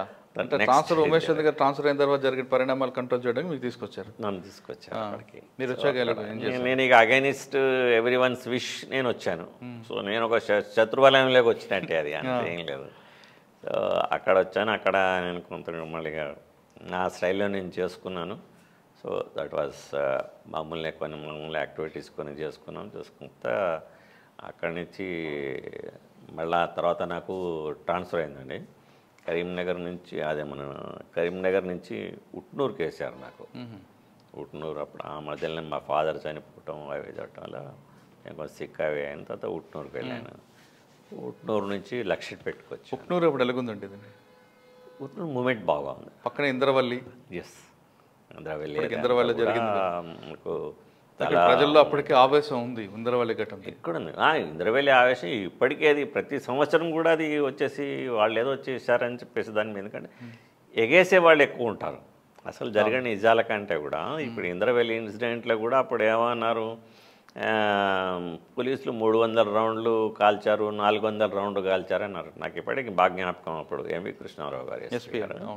సో సార్ ఒక స్టేట్మెంట్ ఇచ్చారు, మీరు ఎన్ని రౌండ్లు కాల్చారు కూడా ఎంత కారం తీసుకొచ్చారు, ఎన్ని బల్యాలు తీసుకొచ్చినారని చెప్పి మీరు ఎవరు అడగట్లేదు, మరి దాని గురించి ఎవరు అడుగుతారు మరి అంటే అది కరెక్ట్. కానీ అప్పుడు నాకు చదివినట్టు జ్ఞాపకం అన్నట్టు. ఆ విధంగా అక్కడ ఇంద్రవెల్లి ఫస్ట్ నుంచి కూడా ఏంటి, లోకల్ వాళ్ళకు ఇంపార్టెన్స్ లేదు. ఎందుకంటే ఎవరైనా ఇప్పుడు లోకల్ వాళ్ళకంటే ఇంక వేరే తెగవాళ్ళు, ఈ ఆదివాసీల కంటే వేరే తెగవాళ్ళు అక్కడ ఎక్కువైపోయారు. సో ఎక్స్ప్లాయిటేషన్ ఎక్కువైంది. ఇంద్రవల్లికి ఆ మార్కెట్ మీద దాడి చేద్దామనే ఇష్యూ మీద వచ్చారు కదా వాళ్ళు? అవునండి. ఆ గోండులు వాళ్ళు ఫైవ్ దాడులు చేయాలని అట్లా వచ్చినప్పుడు అది దాంట్లో భాగంగా. ఎంతమంది చనిపోయి ఉండొచ్చండి? పోలీసు లెక్క ప్రకారం 12-13 చెప్తున్నారు. నాకు సరిగ్గా ఐడియా లేదు, ఎందుకంటే అప్పుడు నేను లేనప్పుడు. సరే, ఉట్నూరులో మీకు బాగా గుర్తుండిపోయింది? అంత పెద్ద సంఘటనలు ఏం లేవండి, ఎందుకంటే నేను వెరీ షార్ట్ 1 మంతే ఉన్నాను అక్కడ. అవునా? అప్పుడు డిటి నాయక్ గారు, డిఐజీ గారు ఉంటారు వరంగల్, వాళ్ళు సరే నువ్వు అక్కడ ఎందుకు అని చెప్పి నన్ను తీసుకొచ్చి నేను లక్షపేటలో ఉంచారు. ఓకే. సో లక్షపేట యాక్చువల్గా నేను చదువుకున్నది కూడా అక్కడనే 10th క్లాస్ నాది. సో నాకు మా ఫాదర్ అప్పుడు పని చేసినప్పుడు చెప్పాను కదా, సో అప్పుడు అక్కడ నేను కూడా ఇన్ఫర్మేషన్ డెవలప్ చేశాను. నాకు అప్పుడు ఇన్ఫర్మేషన్ ఎలాగా అని అంటే, వచ్చారు పోయారు కరెక్ట్ పిన్ పాయింట్ ఇన్ఫర్మేషనే, కానీ నాకు ఇన్ఫర్మేషన్ రావటం లేట్ అవుతుంది. అదేలేండి. సో దీన్ని ఎలా అధిగమించాలి అన్న దాని మీద నేను బాగా వర్కౌట్ చేసి అక్కడ ఉన్న కొంతమందితో లోకల్తో సహాయం తీసుకొని ఆ ప్రెమిసెస్కి ఏదైతే ఎన్కౌంటర్ జరిగిందో ఆ ప్రెమిసెస్కి దగ్గరలో ఇంకొక ట్రైబ్ పిల్లగాడికి మా దగ్గర ఉన్న ఒక కానిస్టేబుల్ ఉండేవాడు, ఈ ద్వారా అక్కడ ఆ పిల్లాడు చెప్పేసి నువ్వు చేయాల్సింది ఏం లేదు, ఎప్పుడైనా ఇట్లా వస్తే నువ్వు నాకు ఇన్ఫర్మేషన్ అంతే. సార్, ఆ ఇన్ఫర్మేషన్కి ముందు అక్కడప్పుడు డిసిఎస్ సూర్యం ఆయన చేసిన కార్యక్రమాలు ఏ విధంగా పోలీసులు ఎక్కువ ఆయన ఫోకస్ పెట్టడానికి ప్రధాన కారణం ఏంటి? చాలాసార్లు అతను పోలీస్ మీద చాలా ఫెరోషియస్గా ఉంటాడు, కాళ్ళు చేతులు ఎదురగొట్టేవాడు. అవునండి. గ్రామస్తుల్ని పోలీసుకి ఇన్ఫర్మర్ని భయం అనే క్రియేట్ చేసిన పబ్లిక్ కూడా ఇది ఉంటారు. సో ఆ విధంగా వాళ్ళు భయం అనేది ఎక్కువ క్రియేట్ చేసి పబ్లిక్ని ఎప్పుడు దగ్గర పెట్టుకున్నాం. అక్కడ ఎవరిని పడితే వాళ్ళని ఆ పైన తిరియాని ఆ పైన నుంచి కూడా మంగియట్ నుంచి దిగేవాళ్ళు. ఆలపల్లి దొంగ మరి ఊళ్ళు ఉండేవి. అంటే మంగళీదళం కూడా ఇటు మూమెంట్ ఉండేది అప్పుడు. మంగిదళం నుంచి అట్లా వచ్చేవాళ్ళం. తీసుకుంటూ ఈ కవాల్ ఏరియాకు వచ్చేవాళ్ళు అన్నట్టు. కవాల్ ఏరియాకు వచ్చి పోతూ ఉంటాడు. వచ్చిపోయినప్పుడు నాకు ఇన్ఫర్మేషన్ వచ్చేది, వచ్చారు సార్, సాయంత్రం వెళ్ళారు, పొద్దున్న వెళ్ళారు, సాయంత్రం వెళ్ళారు. నాకు లేట్ అయిపోతుంది ఇన్ఫర్మేషన్ నాకు రావటం. వాళ్ళు అక్కడ ఉన్నప్పుడు కావాలనేది ఇన్ఫర్మేషన్, దాని మీద నేను వాళ్ళని పెట్టాను. దీనికంటే అది పెట్టిన తర్వాత ఏమైందంటే ఆ ఇన్ఫర్మేషన్ వచ్చే టైంకు నేనేమో బైన్సాకి వెళ్ళాను. నేను అదే బైన్సా బందోబస్తు కెప్టెన్ పిలిచారు నన్ను అప్పుడు, సందీప్ షాండీలా గారే సార్. అంటే పిలిస్తే అక్కడికి వెళ్ళాను. ఇక్కడ పాతగా చేసినందుకు అది ఏమిటంటే ఆటోమేటిక్గా బైన్సా అన్నారు, కానీ కమ్యూనల్ ఏరియాస్ అనేవి పిలుస్తూనే ఉంటారు. వెళ్ళినప్పుడు ఇక్కడ ఇన్ఫర్మేషన్ వచ్చింది ఇట్లా అని చెప్పి నాకు ఫోన్ చేశారు. సార్ ఇట్లా అంటే అప్పుడు మా దగ్గర కొమరే అని ఆఫీసర్ ఉండే, సబ్ ఇన్స్పెక్టర్ దండేపల్లి. సో ఆయన చెప్పిన ఆయన దగ్గర పార్టీ కూడా నేను పెట్టాను అన్నట్టు. పార్టీని తీసుకుని వెళ్ళు పలానా దగ్గర ఉన్నది అంటే ఓకే సార్ నేను వెళ్ళిపోతా సార్. అక్కడ హాస్టల్ దగ్గర ఏం జరిగిందండి? హాస్టల్ దగ్గర ఫస్ట్ ఏంటంటే హాస్టల్ మన పార్టీ వాళ్ళు వెళ్ళారు. హాస్టల్లో ఉన్నది ఇన్ఫర్మేషన్ అది కరెక్ట్. అది పోయిన తర్వాత వీళ్ళు ముందు ఒక ముగ్గురు నలుగురు ఉన్నారు పార్టీలో. ఆ వెనుక వైపుకు ఒక ఇద్దరు వెళ్ళారు. హాస్టల్ వెనుక వైపుకు వెళ్ళి అక్కడ అంబుష్ చేశారు. ఇటు చేస్తుంటే ఈ ముందు వెళుతున్న కానిస్టేబుల్ చూసి వాడు ఫైర్ చేశాడు. సెంట్రీ వాళ్ళు సెంట్రీ ఫైర్ చేయగానే మన వాళ్ళు వీళ్ళు ఫైర్ చేశారు. ఫైర్ చేశారు వాళ్ళు ఈ మన ఎవరు సూర్యమన్ను ఇంకొక సిఓ కూడా ఉన్నాడు, కనకయ్య అనుకుంటా, ఇండ్ల కనకయ్య ఉన్నాడు. తను ఇద్దరు కలిసి ఫైర్ చేసుకుంటూ ఆ ఇద్దరు కానిస్టేబుల్, ఒక ఏపీఎస్పీ కానిస్టేబుల్ ఒక సివిల్ కానిస్టేబుల్ ఇద్దరు ఉన్నారు, ఆ వైపుకి వెళ్ళారు. వెళ్తే సివిల్ కానిస్టేబుల్ది వెపన్ స్ట్రక్ అయింది. ఏపీఎస్పీ కానిస్టేబుల్ ఇంకో కానిస్టేబుల్ ఉన్నాడు కదా, అతను ఫైర్ చేశాడు. ఇద్దరు చనిపోయారు అక్కడ. ఏమన్నా ఎస్పీ గారు ఏమన్నారండి? చాలా మెచ్చుకున్నారు. అది అక్కడ ఎస్పీ గారు అప్పుడు పొద్దు కానీ బైన్సాలప్పుడు డ్యాన్స్ చేశారు. ఎవరు? డిఐజీ గారా? ఎస్పీ గారు. అంటే ఆనందం అది ఎట్లా అయింది ఇన్ఫర్మేషన్ సో గ్రేట్. ఎందుకంటే ఈ was district cadre. District cadre దాదాపు 100 కేసులు ఇన్వాల్వ్ అయి ఉన్నాడు. ఒకటి కాదు రెండు కాదు, 100 కేసులు ఇన్వాల్వ్ అయి ఉన్నాడు. ఆ తర్వాత ఇక అసలు మూమెంట్ దాదాపు తగ్గిపోయింది. అవును, కవ్వాళ్ళు జన్నారు. ఆ తర్వాత లలితక్క ఎవరు అక్కడ వచ్చారు తప్పితే అంత పెద్దగా ఇక లేదు. ఆ మంగి ఏరియా అంతా కూడా పట్టు ఇది అయిపోయింది, గ్రిప్ అయిపోయింది. మళ్ళీ ఆ ఇన్సిడెంట్ కాక ఇక ఇంకొకసారి ఎప్పుడంటే అప్పుడు కొంచెం మళ్ళీ చర్చల పీరియడ్ వచ్చింది. 2004 అనుకుంటా. 2004 కంటే ముందే అనుకుంటా అండి. రాజశేఖర రెడ్డి గారు వచ్చాక చర్చల పీరియడ్ వచ్చింది. అప్పటికి ఇంకా అయితే ఆ టైంలో ఏమైంది కదంటే మేము ఇట్లా ఇన్ఫర్మేషన్ మీద గోదావరి దాటుతారు అనేది మాకు ఐడియా జనారం నుంచి. సో మేము వర్కౌట్ చేసుకొని అక్కడ పార్టీకి పంపించాను, ఇంటి నుంచి వస్తారు దాటుతారని చెప్పేసి. రాత్రిపూట అటు నుంచి అనుకున్నట్టుగానే దాటారు. పద్మక్క గ్యాంగ్ అన్నట్టు అది. దాటితే మా వాళ్ళు ఫైర్ చేశారు. ఫైరింగ్ అయింది. ఫైర్ అయిన తర్వాత వాళ్ళు కొన్ని కిట్స్ అవన్నీ వదిలిపెట్టి పారిపోయారు వాళ్ళు. సో అప్పుడు దాంట్లో ఇన్ఫర్మేషన్ ఏముంది కదా అని అంటే, మనము ఒక అడుగు వెనక్కి వేస్తున్నాము అని అంటే భయపడి కాదు, ముందు జాగ్రత్త కోసం అనేది ఉంది. అంటే చర్చల టైంలో మనం ఇంకా బలం పుంజుకోవాలి అని చెప్పేసి ఆ లేఖ సారాంశం అన్నట్టు. అప్పుడు దాన్ని గౌతమ్ సవాంగ్ గారు అనుకున్నప్పుడు ఉంది, డిఐజీ గారు ఉండే. తర్వాత ఆ సార్లందరూ కూడా అప్పుడు దీన్ని బాగా ఎలివేట్ చేసాం మనం. వాళ్ళు చెప్తున్నారు చర్చలు అనేది కానీ ఇదంతా దీనికోసం అనేసి అప్పుడు దాన్ని ఇచ్చేసాం అన్నట్టు. దాన్ని వేసి అదొకటి బాగా మంచిగానే కారైంది దాంట్లోపల. తర్వాత లక్ష్మణపేట తర్వాత నేను లక్ష్మీపేటలో ఉన్నప్పుడు కూడా నా ఫ్రెండ్ నా క్లాస్మేట్ మర్డర్ కూడా జరిగింది. అది కూడా పక్కనే జెండా వెంకటాపురం ఉండేది. ఇంట్లో చాలా క్రూరంగా చంపేశారు. ఎవరు? ఆపోజిట్ పార్టీ ఉండేయండి. వాళ్ళ పేర్కొళ్ళు వాళ్ళ దాంట్లో. దీని మూమెంట్కి సంబంధం కాదు. మూమెంట్కి సంబంధం లేదు. మూమెంట్కి సంబంధం లేక చంపేశారు. మరి ఆ కేసులు దొరికారు వాళ్ళు? అదే ఈవెన్ దానికి కన్విక్షన్ కూడా వచ్చింది. మీకు మరి మల్లయ్య గారితో మీ అనుబంధం ఏంటండి? మల్లయ్యతోనంటే మల్లయ్య ఆర్ఎస్ఐగా నాతో పాటు నా కొలీగే. ఆ తర్వాత నేను ట్రైనింగ్ కంప్లీట్ చేసుకుని పేరుకు బెల్లంపల్లిలో ఆర్ఎస్ఐగా ఉన్నాడు.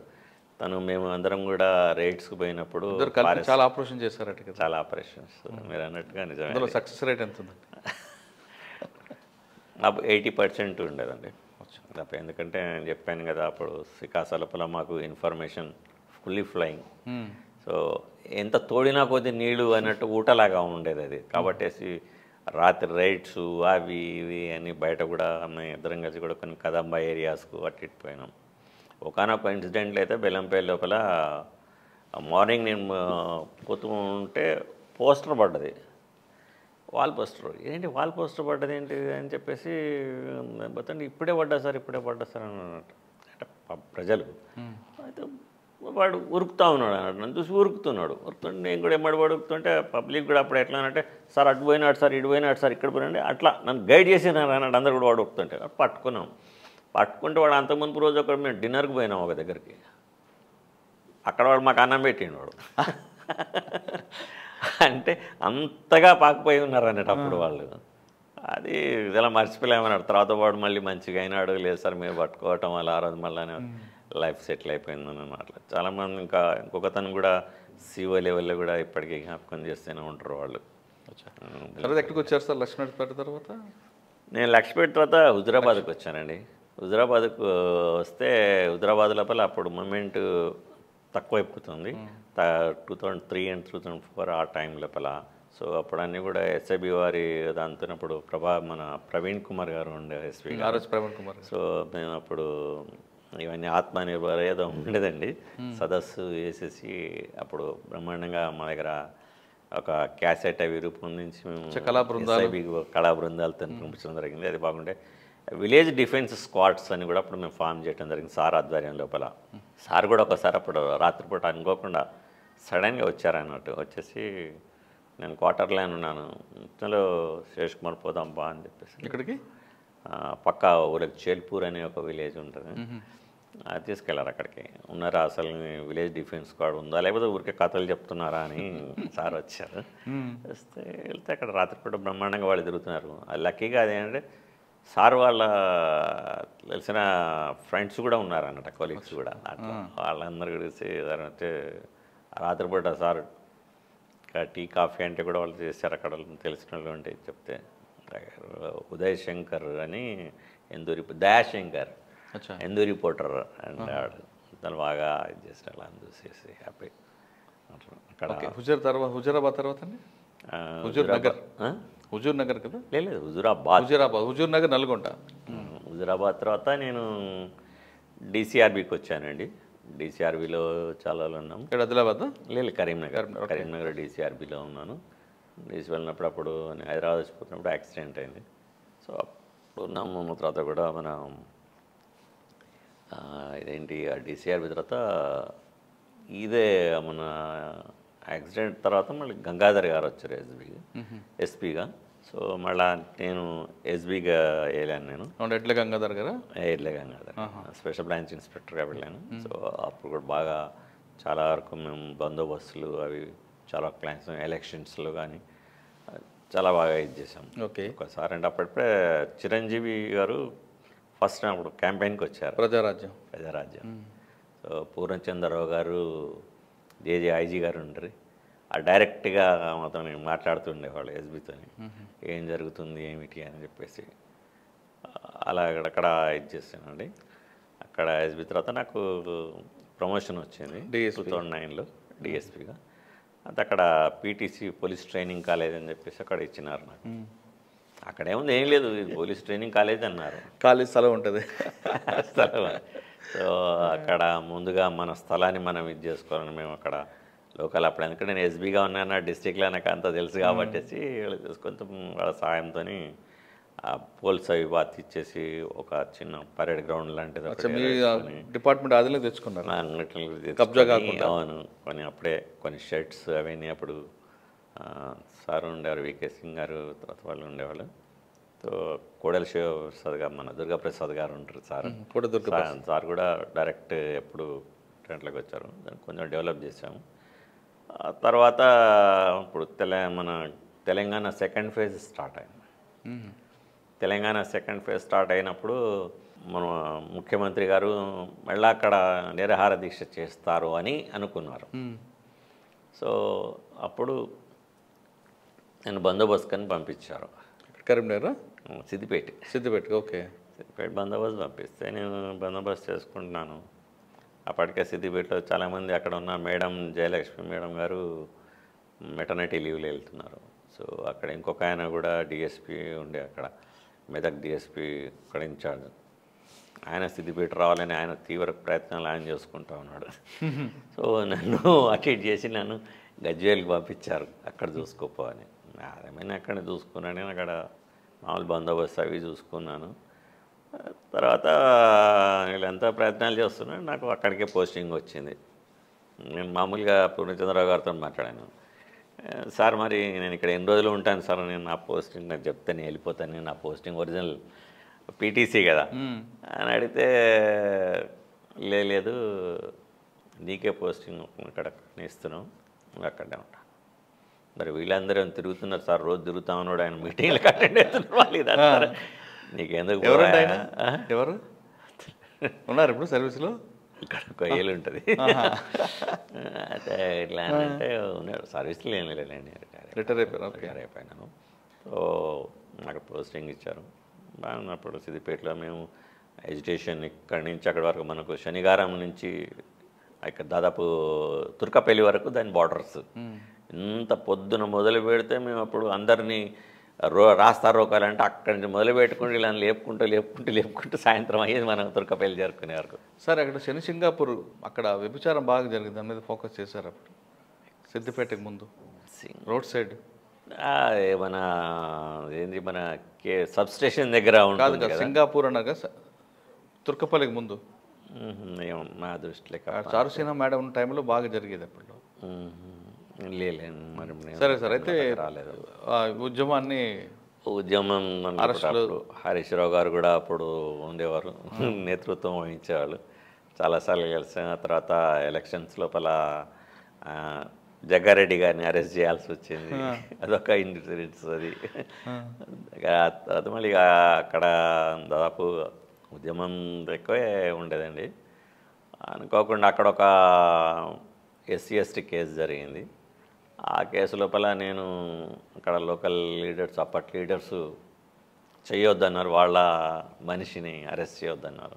నేను ప్రజలు చెప్తున్నప్పుడు అలా జరిగింది అని చెప్తున్నప్పుడు నేను చేయకుండా ఎలా ఉంటాను, నేను వినలేదు.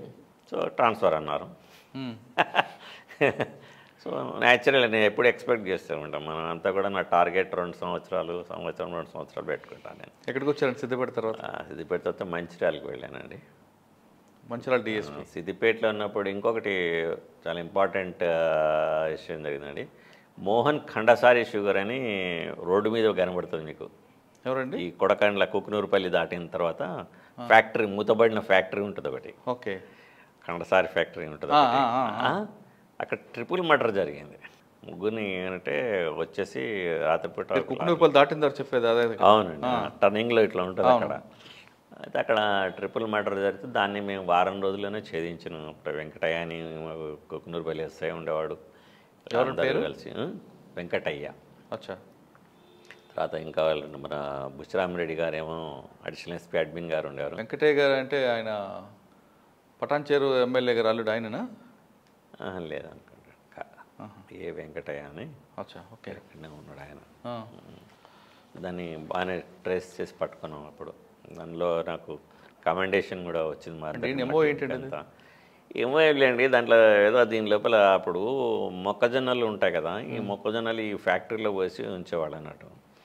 అయితే వాళ్ళు రాత్రికి రాత్రి ఒక సికింద్రాబాద్లో ఒక లారీని హైర్ చేసుకొని వచ్చేసి ఇక్కడ వచ్చి ఇక్కడ వాచ్మెన్లు వాళ్ళు ముగ్గురు ఉంటే ముగ్గురిని చంపేసి ఆ మొక్కజొన్నలు వేసుకొని పోయారు. లోడ్ అమ్ముకోవటానికి అంతే, ఏం లేదు. ఉన్నారని మీరు చంపిస్తుంటాడు. అవును. అదే ఇక్కడ ఈ సందర్భం ఏంటంటే అప్పట్లో నేను ఏం చేశాను అంటే ఈ హైవే మీద అన్నీ రాత్రిపూట యాక్సిడెంట్స్ కానీ లేకపోతే డెకార్టీస్ అటువంటి జరగకుండా ఉండాలని చెప్పేసి చెకింగ్ పెట్టేది. ఆ చెకింగ్ ఎట్లా అంటే శనివారంలో 12 గంటలకు మొదలైతే ఒక 2 గంటల తర్వాత ఇంకొక ఏరియా ముందు మళ్ళీ అట్లా చేసుకుంటూ వచ్చేది. ఈ ములుగు మన గౌరారం పోలీస్ స్టేషన్ దగ్గర లాస్ట్కు చెకింగ్ జరుగుతుంది. ఈ ఎవరైతే ఉన్నారో వీళ్ళందరూ కూడా తీసుకొని పోతున్నారు అన్నట్టు, ఈ లోడ్ తీసుకొని పోతున్నారు. అక్కడ చెకింగ్ అవుతుంది. వాడు డ్రైవర్ అక్కడ ఆపుకున్నాడు. ఆపుకుంటే పేపర్లు తీసుకురా అంటే వీడి దగ్గర పేపర్లు లేవు కదా, ఎత్తుకొచ్చేది ఆ మెటీరియల్. వాడు వెళ్ళగాటి ఉన్నాడు, పేపర్లు తీసుకొని దాంట్లో ఉన్న అక్యూజ్డ్ మెల్లగా వాళ్ళు దిగి వెళ్ళిపోయినారు. డ్రైవర్ కూడా అటు ఇటు చూసుకుంటూ వాడు ఉన్నాడు పేపర్లు అని చెప్పి. అప్పుడు చూసి మేము ఇక్కడ వచ్చరికి ఇన్ఫర్మేషన్ మాకు పొద్దునే వచ్చి చూసరికి నేను ఇమీడియట్గా రాత్రిపూట చెకింగ్ ఉండాలి కదా, ఏదైనా ఇటువంటి గ్రెయిన్స్ పట్టుకొని వచ్చిందా, లారీ ఏదైనా వచ్చిందా, రాత్రిపూట చెక్ చేసినారా అని చెప్పేసి మేము అందరినీ ఎంక్వైరీ చేస్తుండే. సార్ ఒకడు వచ్చింది సార్, వాడు కాగితాలు అంటే లేవన్నాడు, ఉన్నాడు సార్ అంటే, సరే ముందు చూసి పట్టుకొని అట్లనే ఇమీడియట్ పట్టుకొని దాన్ని వస్తే దాని ద్వారా మొత్తం మళ్ళీ వాడు ఎక్కడ గుంటూరులో ఉంటే మిగతా వాళ్ళ అక్యూని పోయి పట్టుకొని వచ్చినప్పుడు అది సూపర్ కేసు అండి, బాగా సూపర్ కేసు అది. అప్పుడు డీజీ గారు కూడా మాకు కమెండేషన్ ఇచ్చారు. సిద్దిపేట తర్వాత మీరు మంచిర్యాల అనండి, సిద్దిపేట తర్వాత మంచిర్యాలకు వెళ్ళాను. మంచిర్యాలకు ఎలాగుందండి? మంచిర్యాల మామూలుగా అప్పుడు చెన్నూరు అటు వైపు కొంచెం మూమెంట్ ఉండేది. అటు వైపు కూడా మేము మోటార్ సైకిల్ మీద అటు తిరిగాను. పార్టీ మళ్ళీ ఎందుకంటే జిల్లాకు పోగానే పాత వాళ్ళు ఉంటారు కదా, సార్ వచ్చారన్నారు, గతం అట్లా తిరిగేది. ఆ ప్రాణహితం ఏమంటే అక్కడి నుంచే యాక్చువల్గా తిరుగుతుంటారు, అటు ఇటు తిరుగుతూ ఉంటారు నక్సలైట్స్. అప్పుడు అక్కడ కూడా కొంచెం బాగానే ఇచ్చేసుకున్నాం చెన్నూరు ఏరియా లోపల. తర్వాత అది ఒకటి క్లబ్స్ రైడ్ చేసినారు అప్పుడు. మంచిర్యాల క్లబ్ రైడ్ చేశాను. 5 లక్షల క్యాష్ దొరికింది. స్టేట్లో అదే ఎక్కువ క్యాష్ దొరికింది. అప్పుడు ఎవరు దొరకలేదు పెద్ద ఆఫీసర్లు అందులో? ఆఫీసర్లు ఎవరు లేరు. వేరే ఆఫీసర్ దొరకడం కదా, ఆఫీసర్లో ప్రెజర్ లేదా అంటున్నాను. ఉన్నది ఆఫీసర్ ప్రెషరు ఏదైనా ఉంటుంది లేండి, అది జనరల్గా వేరే ఉంటుంది. కానీ దాంతో కొంచెం లోకల్లో వాళ్ళు కూడా అది కూడా ఇప్పుడు ఆ మంచిర్యాల అనేది కూడా నా ఇష్టంతో పోయింది కాదు. నేను అది ఆఫీసర్ పోస్టింగ్ నాది ఏదైనా కానీ నేను ఏది నా ఇష్ట ప్రకారంగా నేను పైరో చేసిపోలేదు. నాకు ఒకటే నేను అనుకుంటానంటే ఇప్పటికీ చెప్పుకుంటాను అంటే ఆఫీసర్స్ అనుకున్నారు వీడు పని చేస్తాను. సో నేను అక్కడికి వెళ్ళాను. అంటే దీనికంటే కారణం అక్కడ ఉన్నతాన్ని తీసిపెట్టడానికి కారణాలు కూడా ఉన్నాయి. అదేలేండి. అచ్చా, మంచిర్యాల ట్రాన్స్ఫర్కి క్లబ్ కారణమా? మంచిర్యాల నుంచి ట్రాన్స్ఫర్కు క్లబ్ కారణం. మళ్ళీ అక్కడి నుంచి నిర్మల్కి ఇచ్చారు. చెప్పారు కూడా, నేను చేస్తున్నాను శేషు, నేను ట్రాన్స్ఫర్ చేస్తున్నాను అక్కడి నుంచి నిర్మల్కి ఇస్తున్నాను. మంచి సార్, నాకేం ఇప్పుడు అక్కడ మనం ఏమైనా ఆశ పెట్టుకొని వస్తే దాని మీద ఏమైనా ఉంటుంది, మాకేం ఆశ ఏం లేదు కదా. అలా నిర్మల్కి వచ్చాను. నిర్మల్లో కూడా 2.5 years అయ్యాను. నిర్మల్లో బాగానే చేసుకున్నాను. అక్కడ కూడా అప్పుడు కమ్మీలో తగ్గిందా మీరు వచ్చి చూసేసారు? కమ్మీలో తగ్గిందండి. కమ్మీలో నాకు తెలిసి నిర్మల్లో కూడా నిర్మల్లో 2 రోజులు జరుగుతుంది ఇది గణేష్ ప్రొసెషన్. అవును. అటువంటి నేను ఫస్ట్ టైం సీసీటీవీస్ అవేనా అక్కడ కొంచెం లోకల్ మన వీళ్ళు లోకల్ డిష్ టీవీ వాళ్ళతో కొంచెం కండక్ట్ నిజామాబాద్ నుంచి ఒక అతన్ని పిలిపించుకొని మేము ఇంపార్టెంట్ దాని సర్కిల్స్ లోపల కెమెరాస్ పెట్టేసి నేను ఆఫీస్లో కూర్చొని మేము మేనేజ్ చేసాము. సో అది సాయంత్రం ఒకటే క్లియర్ అయిపోయింది అక్కడ కూడా. నిర్మల్తో తర్వాత అండి? నిర్మల్లో కూడా ఒక ఇన్సిడెంట్ జరిగిందండి. నిర్మల్లో ఒక పిల్లవాడు చనిపోయాడు నిధుల కోసం, గుప్త నిధుల కోసం అని చెప్పేసి. ఆ నిర్మల్కు బయట ఒక బురుజు ఉంటుంది, ఊరు వచ్చే ముందే అక్కడ పాతి పెడితే అక్కడ వాడికి తీసుకొచ్చి చేశారని అన్నారు. సో అది కూడా ఆ అక్యూజ్ కూడా పట్టుకున్నానండి. కొంతమంది దాని లోపల గుంటూరు నుంచి కొంతమంది వచ్చేసి అప్పుడు పోలీసులు సరిగ్గా చేయలేదు అది ఇది అన్నారు. ఏమన్నా చేసుకోండి, మేము ఉన్నది మాత్రం దాచిపెట్టేది లేదు అని కూడా పట్టుకున్నాం. అక్కడి నుంచి పట్టుకొచ్చి ఇక్కడే మనకు షామీర్పేట దగ్గర ఉండే అతను అక్యూజ్డ్ వచ్చి ఇక్కడ తల దాచుకుంటే ఇక్కడ పట్టుకున్నాం. ఇది టెక్నిక్గా మన దాంతోనే అంటే ఎక్కడ ఉంటాడు ఏమిటి అనేది చూసి వాడి యొక్క లొకేషన్ షేర్ చేసి అటు పట్టుకొని. అంటే టెక్నాలజీ వచ్చింది కొంచెం అప్పుడప్పుడే వస్తుంది. అప్పుడు నా దగ్గర కూడా అప్పుడు రఘు అనే ఒక ఇన్స్పెక్టర్ ఉండేవాడు. తను బాగా కొంచెం తెలంగాణ మీద ఉండేనాడు కొంచెం. తను చూసి అట్లా అతన్ని పట్టుకున్నాం. అతనే కదా అట్లా కొన్ని వేరే కేసుల్లో కూడా ఇచ్చి పట్టుకున్నాం. ఆ తర్వాత కూడా ఇంకొక మర్డర్ అయితే కూడా అప్పుడు దాన్ని కమ్యూనల్గా మార్చాలని చూసినారు. అయితే సో అప్పుడు నేను అప్పుడు ఎక్కడైనా కానీ నేనేం చేసేవాడినంటే ఈవెన్ సిద్దిపేట నుంచి కూడా ఒక ఇక్కడ ఎజిటేషన్కు కంట్రోల్ చేయడానికన్నా ఒక 20 మందిని అట్లా నేను మంచి మంచి వాళ్ళని తీసుకొచ్చి పెట్టేవాళ్ళని అన్నట్టు. డిఎస్పీ పార్టీనా? DSP party. సో ఈరోజు ఇక్కడ మినిస్టర్ గారు ఇక్కడికి పోతున్నారు అంటే అక్కడికి పోవటం, ఆ ముందే అక్కడ ఏమన్నా చూసుకోవటం, ఎవరన్నా ఉంటే అటువంటి ఇమీడియట్గా లిఫ్ట్ చేయడానికి ఇట్లా పార్టీని పెట్టి నేను ఆర్గనైజ్ చేసేవాడిని. అదే ఈవెన్ నిర్మల్లో కూడా నేను చేసేవాడిని.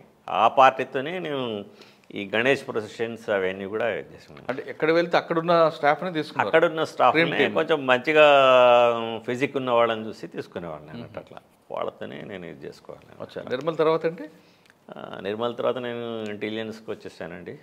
అదే ఈ నిర్మల్లో కూడా అదే నేను చెప్పిన ముస్లిం చనిపోతే, ఒక వర్గం చనిపోతే దాని మీద వాళ్ళు మెంటల్ అసలు కావాలని చంపినారని చెప్పి ఏదో చేసి దాన్ని ఫ్లేరప్ చేయాలని చూసినారు. సో అప్పుడు నేను మా పార్టీని పిలిచాను, అక్కడ పెట్టాను, ఎస్ఐలు అందరూ ఉన్నారు. సో నేనేమో ఆఫీస్లో కూర్చున్నాను. ఎందుకో నాకు అక్కడ ఆఫీస్లో కూర్చున్నప్పుడే ఎస్పీ గారు కొత్తగా వచ్చాడు. ఎవరండి? గజరావు భూపాలరావు గారు. అయితే సార్ వచ్చారు. సార్ చెప్పాము సార్కి, కానీ సార్ అంతగా అంగాలే కావచ్చు, సిచ్యువేషన్ అంత డీప్ ఉంటుందని అనుకోలేదు సార్. ఎందుకంటే అప్పటికి వాళ్ళు ఇంకా అదే జిల్లా గురించి అంత తెలియదు కదా. సో ఈ లోపల మేము అక్కడ కూర్చున్నాము, ఎస్బీ వాళ్ళు చెప్తాను, సార్ ఎంతమంది సార్ అక్కడేమో మసీదులోనేమో ఫుల్ నిండిపోతూ ఉన్నారు, 144 ఉంది, చెప్పాము బయటికి రావద్దు, ఎవరైనా వచ్చి వెళ్ళిపోవాలని. లేదు వాళ్ళు వెళ్ళిన దాంట్లో కూడా ఆ గ్రూప్ లోపల ఇద్దరు చీలిపోయారు అన్నట్టు. ఒకళ్ళేమో ఇద్దరు అనవసరం, ఎందుకు పోలీసులు కరెక్ట్ చేస్తున్నారు, ఎందుకంటే ఆల్రెడీ నేను ఉన్నాం కాబట్టి తెలుసు కదా వాళ్ళకు నేనేం చేస్తాను ఏమిటి అనేది. సో దాన్ని బట్టేసి వాళ్ళు లేదని చీలిపోయారు అన్నట్టు. చీలిపోతే కూడా కావాలని, ఎందుకంటే వాళ్ళ రూలింగ్ నడవాలని చెప్పేసి. సో వాళ్ళు బయటకు వస్తే మేము చెప్పాను, నేను బయటనే కూర్చేసుకొని కూర్చున్నాను నేను. వాళ్ళు వచ్చారు, పోవద్దు ఇక్కడ 144 ఉంది, మీరు ఏమన్నా కానీ ఇప్పుడు ఇవ్వకూడదు అని 5-10 మంది పోతుంటే ఆర్డీఓ గారికి ఇవ్వచ్చు మేడం చెప్తే లేదు వినలేదు. వాళ్ళు చూడుకొని వచ్చేసినాను. నేను కూడా ఏమనలేదు.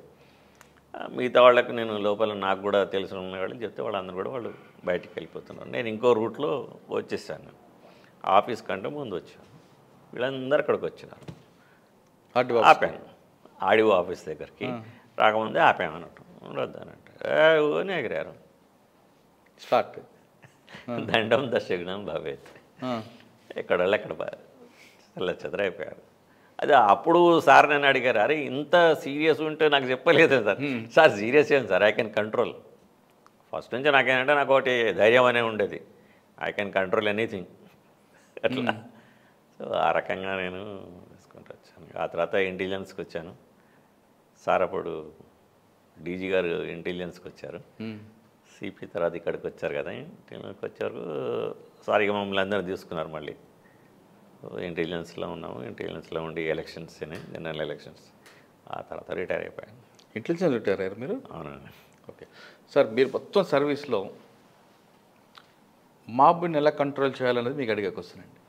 రాగానే మీరు ఫస్ట్ మీరు బైన్సా విషయంలో తీసుకుంటే వాళ్ళు రాగానే వెంటనే లాఠీ చార్జ్ చేయకుండా, అంటే ఒక ఈ సిచ్యువేషన్ డీల్ చేయడానికి ప్లాన్ ఆఫ్ యాక్షన్ ఎలా మారుతుండాలి, లేదు మన ప్రజెన్స్ ఆఫ్ మైండ్ ఎలా చేంజ్ చేయాలనేది మీరు బైన్సా చెప్పారు. అన్నిటికీ అదే మంత్రం పనికిరాదేమో కదా? అవును, ఎస్. ఎప్పుడు కూడా మనము ఒక దగ్గర కొట్టంగా సింగిల్గా కొట్టింది వేరు, మాబ్లో ఉన్నప్పుడు సైకాలజీ వేరు ఉంటుంది. మాబ్ సైకాలజీ ఎప్పుడు ఊరికొస్తుంటుంది. అప్పుడు అక్కడ మనం ఎంతవరకు మనము అక్కడ ఫోర్స్ యూజ్ చేయాల్సిన అవసరం తగ్గించి వాళ్ళకు మంచి మాట కాదు ఇలా కాదు అంటే వింటారు. పబ్లిక్ వినకుండా ఎప్పుడు ఉంటారు, అన్లెస్ దాంట్లో కొంతమంది ఎగేసే వాళ్ళు ఉంటారు. కానీ ఆ సిచ్యువేషన్ తగ్గట్టు మనం యాక్ట్ చేయాలి. మనం ఎంతవరకు అంటే ముందు మనం తగ్గించే ప్రయత్నం వెనుక పొమ్మనే చెప్పాలా. దానివల్ల ఏమైతుంది, ఎప్పుడైతే మన ఫోర్స్ కూడా మనకి ఎక్కువ ఉన్నప్పుడు చూసేసి పబ్లిక్ దాంట్లో వెళ్తారు. ఇక కొంతమంది మూర్ఖులు కొంతమంది మిగిలి ఉంటారు, అప్పుడు డీల్ చేసుకుంటారు. కానీ అన్నిటికీ లాఠీ చార్జ్ అనేది కాదు, మంత్రం కాదు, అది సొల్యూషన్ కాదు, ఎప్పటికీ కాదు అది.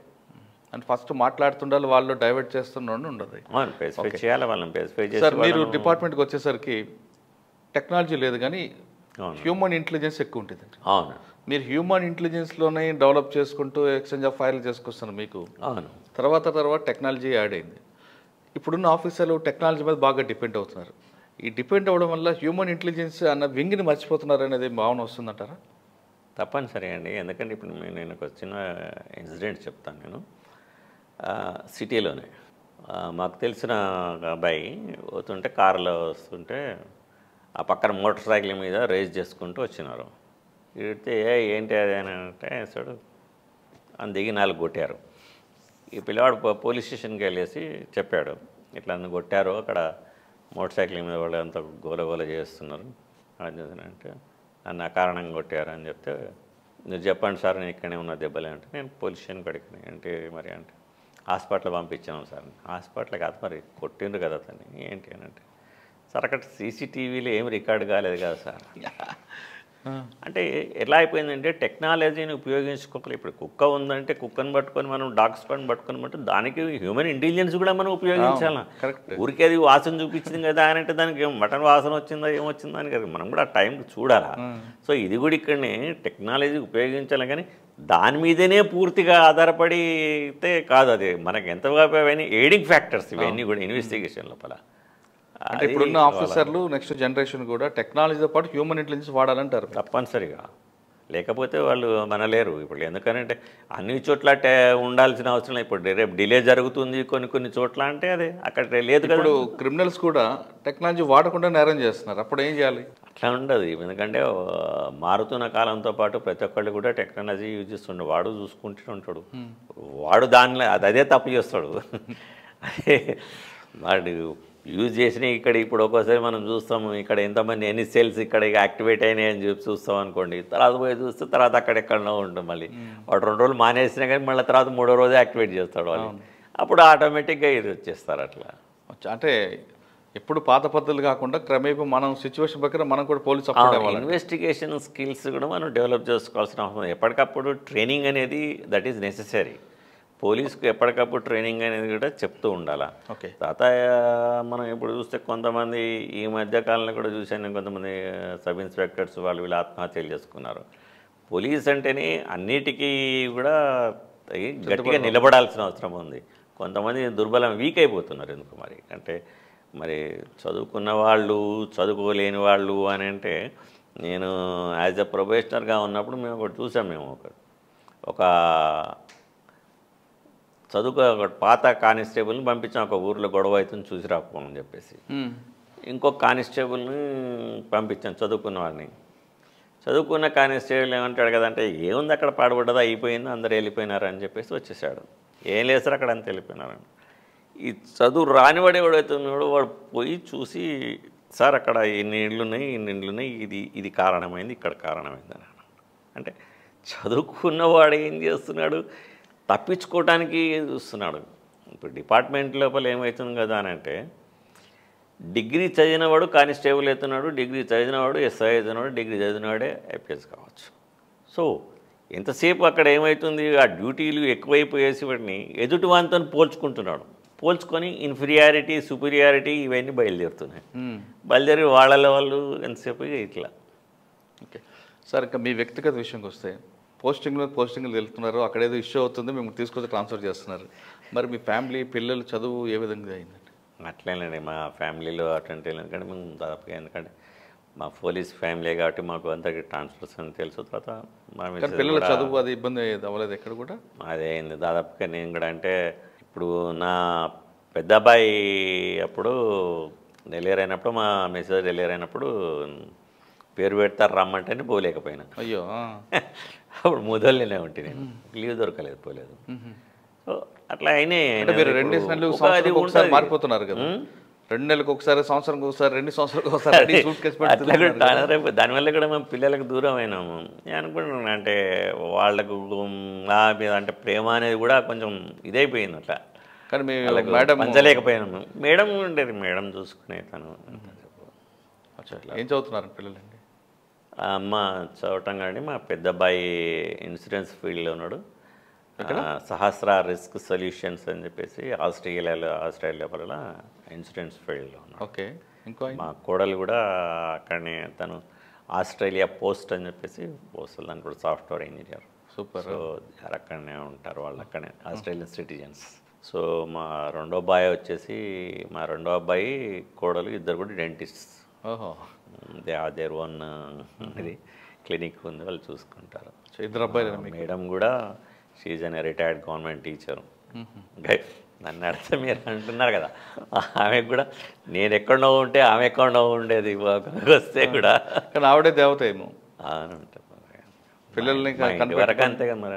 ఆవిడే కదా, మీరు ఎక్కడ సూట్ కేసు పట్టుకుని తుపాకీ తిరుగుతుంటే పిల్లలు చదువుకోవడానికి సహకరించారు. పోలీసులో మెయిన్ ఫ్యామిలీ సపోర్ట్ అనేది కూడా చాలా ఇంపార్టెంట్. ఎందుకంటే మేము ఎన్నో రకాల దాంట్లో ఇన్వాల్వ్ చేస్తుంటాం. ఇప్పుడు యాక్చువల్గా నా దృష్టిలో పోలీసు ఆఫీసరే అసలు దిలీప్ కుమార్ కంటే గొప్ప నటుడు అనుకుంటాను. ఇప్పుడు నీతో మంచిగా మాట్లాడాలా, ఈ లోపల గొడవడితే మళ్ళీ అక్కడ మారిపోతాం. మేము ఎంత స్ట్రెస్కి లోనవుతాం, సరిగా టైంకు తిండి ఉండదు. ఈ రోజుల్లో మరి ఇక్కడ దొరుకుతుందో నాకు తెలియదు, కానీ అప్పట్లో అయితే మాకు సరే టైం మార్నింగ్ బయలుదేరితే, ఇప్పుడు నేను సిద్దిపేట చెప్పాను, మార్నింగ్ బయలుదేరితే పోలీస్ స్టేషన్లు చూసుకుంటూ తిరిగే వరకు మాకు సాయంత్రం అయిపోయింది. ఎక్కడ తినేవాళ్ళము, ఎక్కడ పోయడం, అక్కడక్కడ టీలు తాగడం, ఇది చేసుకోవడం, ఇవే ఉంటుంది కదా మాకు. సార్ అప్పుడు నక్సల్స్ మూమెంట్ ఉన్నప్పుడు ఉన్న ఓరియంటేషన్ ఇప్పుడులో ఉన్న ఆఫీసర్కి ఆ ఓరియంటేషన్ పోయింది అనుకోవచ్చా, పెరిగింది అనుకోవచ్చా? అంత ఓరియంటేషన్ అంటే ఫస్ట్ ఆఫ్ ఆల్ మూమెంట్ అంత లేదు. లేకపోయినా అంటే స్ట్రెస్ ఉన్నప్పుడు అనేది, ఇప్పుడు వెహికల్ నడుపుతున్నప్పుడు మనకైతే మొత్తం అంతా మనం ఎలా అయితే చూస్తుంటామో అది వేరు. లేనప్పుడు కొంచెం రిలాక్స్గా పోతూ ఉంటాం కదా. కానీ ఆ రిలాక్స్ అనేది ఎప్పటికైనా డేంజర్ అయ్యే అవకాశం. డేంజర్, తప్పనిసరిగా డేంజర్. ఎందుకంటే ఈరోజు పోయినంటే వాడిని ఎంతమంది మీకు చెప్పాను నేను, ఒక అడుగు మనం వెనక్కి వేసినామంటే అదేదో మనం భయపడి పారిపోయినట్టు కాదు, మన ఫ్యూచర్ గురించి అయినట్టు. ఇప్పటికీ నక్సలిజం మన దగ్గర తగ్గింది, బట్ వెరీ ఏరియాస్లో ఉంది కదా. ఇప్పుడు ఛత్తీస్గఢ్ సైడ్ ఉంది కదా, మరి అటు నుంచి ఎప్పుడైనా రావడానికి అవకాశం ఉంది. అప్పుడప్పుడు దాటుతూ ఉంటారు వాళ్ళు. సార్ ఫైనల్గా చెప్పండి, డిపార్ట్మెంట్లోకి వచ్చే వాళ్ళకి మీరు ఇచ్చే మెసేజ్ ఏంటి? డిపార్ట్మెంట్ అనేది ఎప్పుడు కూడా పోలీసు ప్రజలకు ప్రభుత్వానికి మధ్య ఒక బ్రిడ్జ్ లాంటిది. దీని ఎంతసేపు ఏమిటికంటే మన పర్సనల్ దానికి కాకుండా ప్రజలకు సేవ చేయడానికి ఉపయోగించుకుంటే చాలా బాగుంటుంది. అట్లా అని చెప్పేసి తమ ఫ్యామిలీస్ని కూడా నెగ్లెక్ట్ చేయకూడదు. వాళ్ళు ఫ్యామిలీస్ని కూడా చూసుకోవాల్సిన అవసరం ఉంటుందండి. ఓకే, పోలీస్ డిపార్ట్మెంట్ అనేది ప్రజలకు ప్రభుత్వానికి మధ్యన ఒక బ్రిడ్జ్లో అంటూ పోల్చారు శేషు గారు. ఖచ్చితంగా బ్రిడ్జే. ప్రజల యొక్క బాధలను ప్రభుత్వానికి తీసుకెళ్ళడం కానీ, ప్రభుత్వ పథకాల ప్రజల దగ్గర తీసుకురావడానికి కానీ ఈ బ్రిడ్జ్ అనేది చాలా సహకరిస్తుంటుంది. కాబట్టి పోలీస్ డిపార్ట్మెంట్ అంత తక్కువ అంచనా వేయద్దు.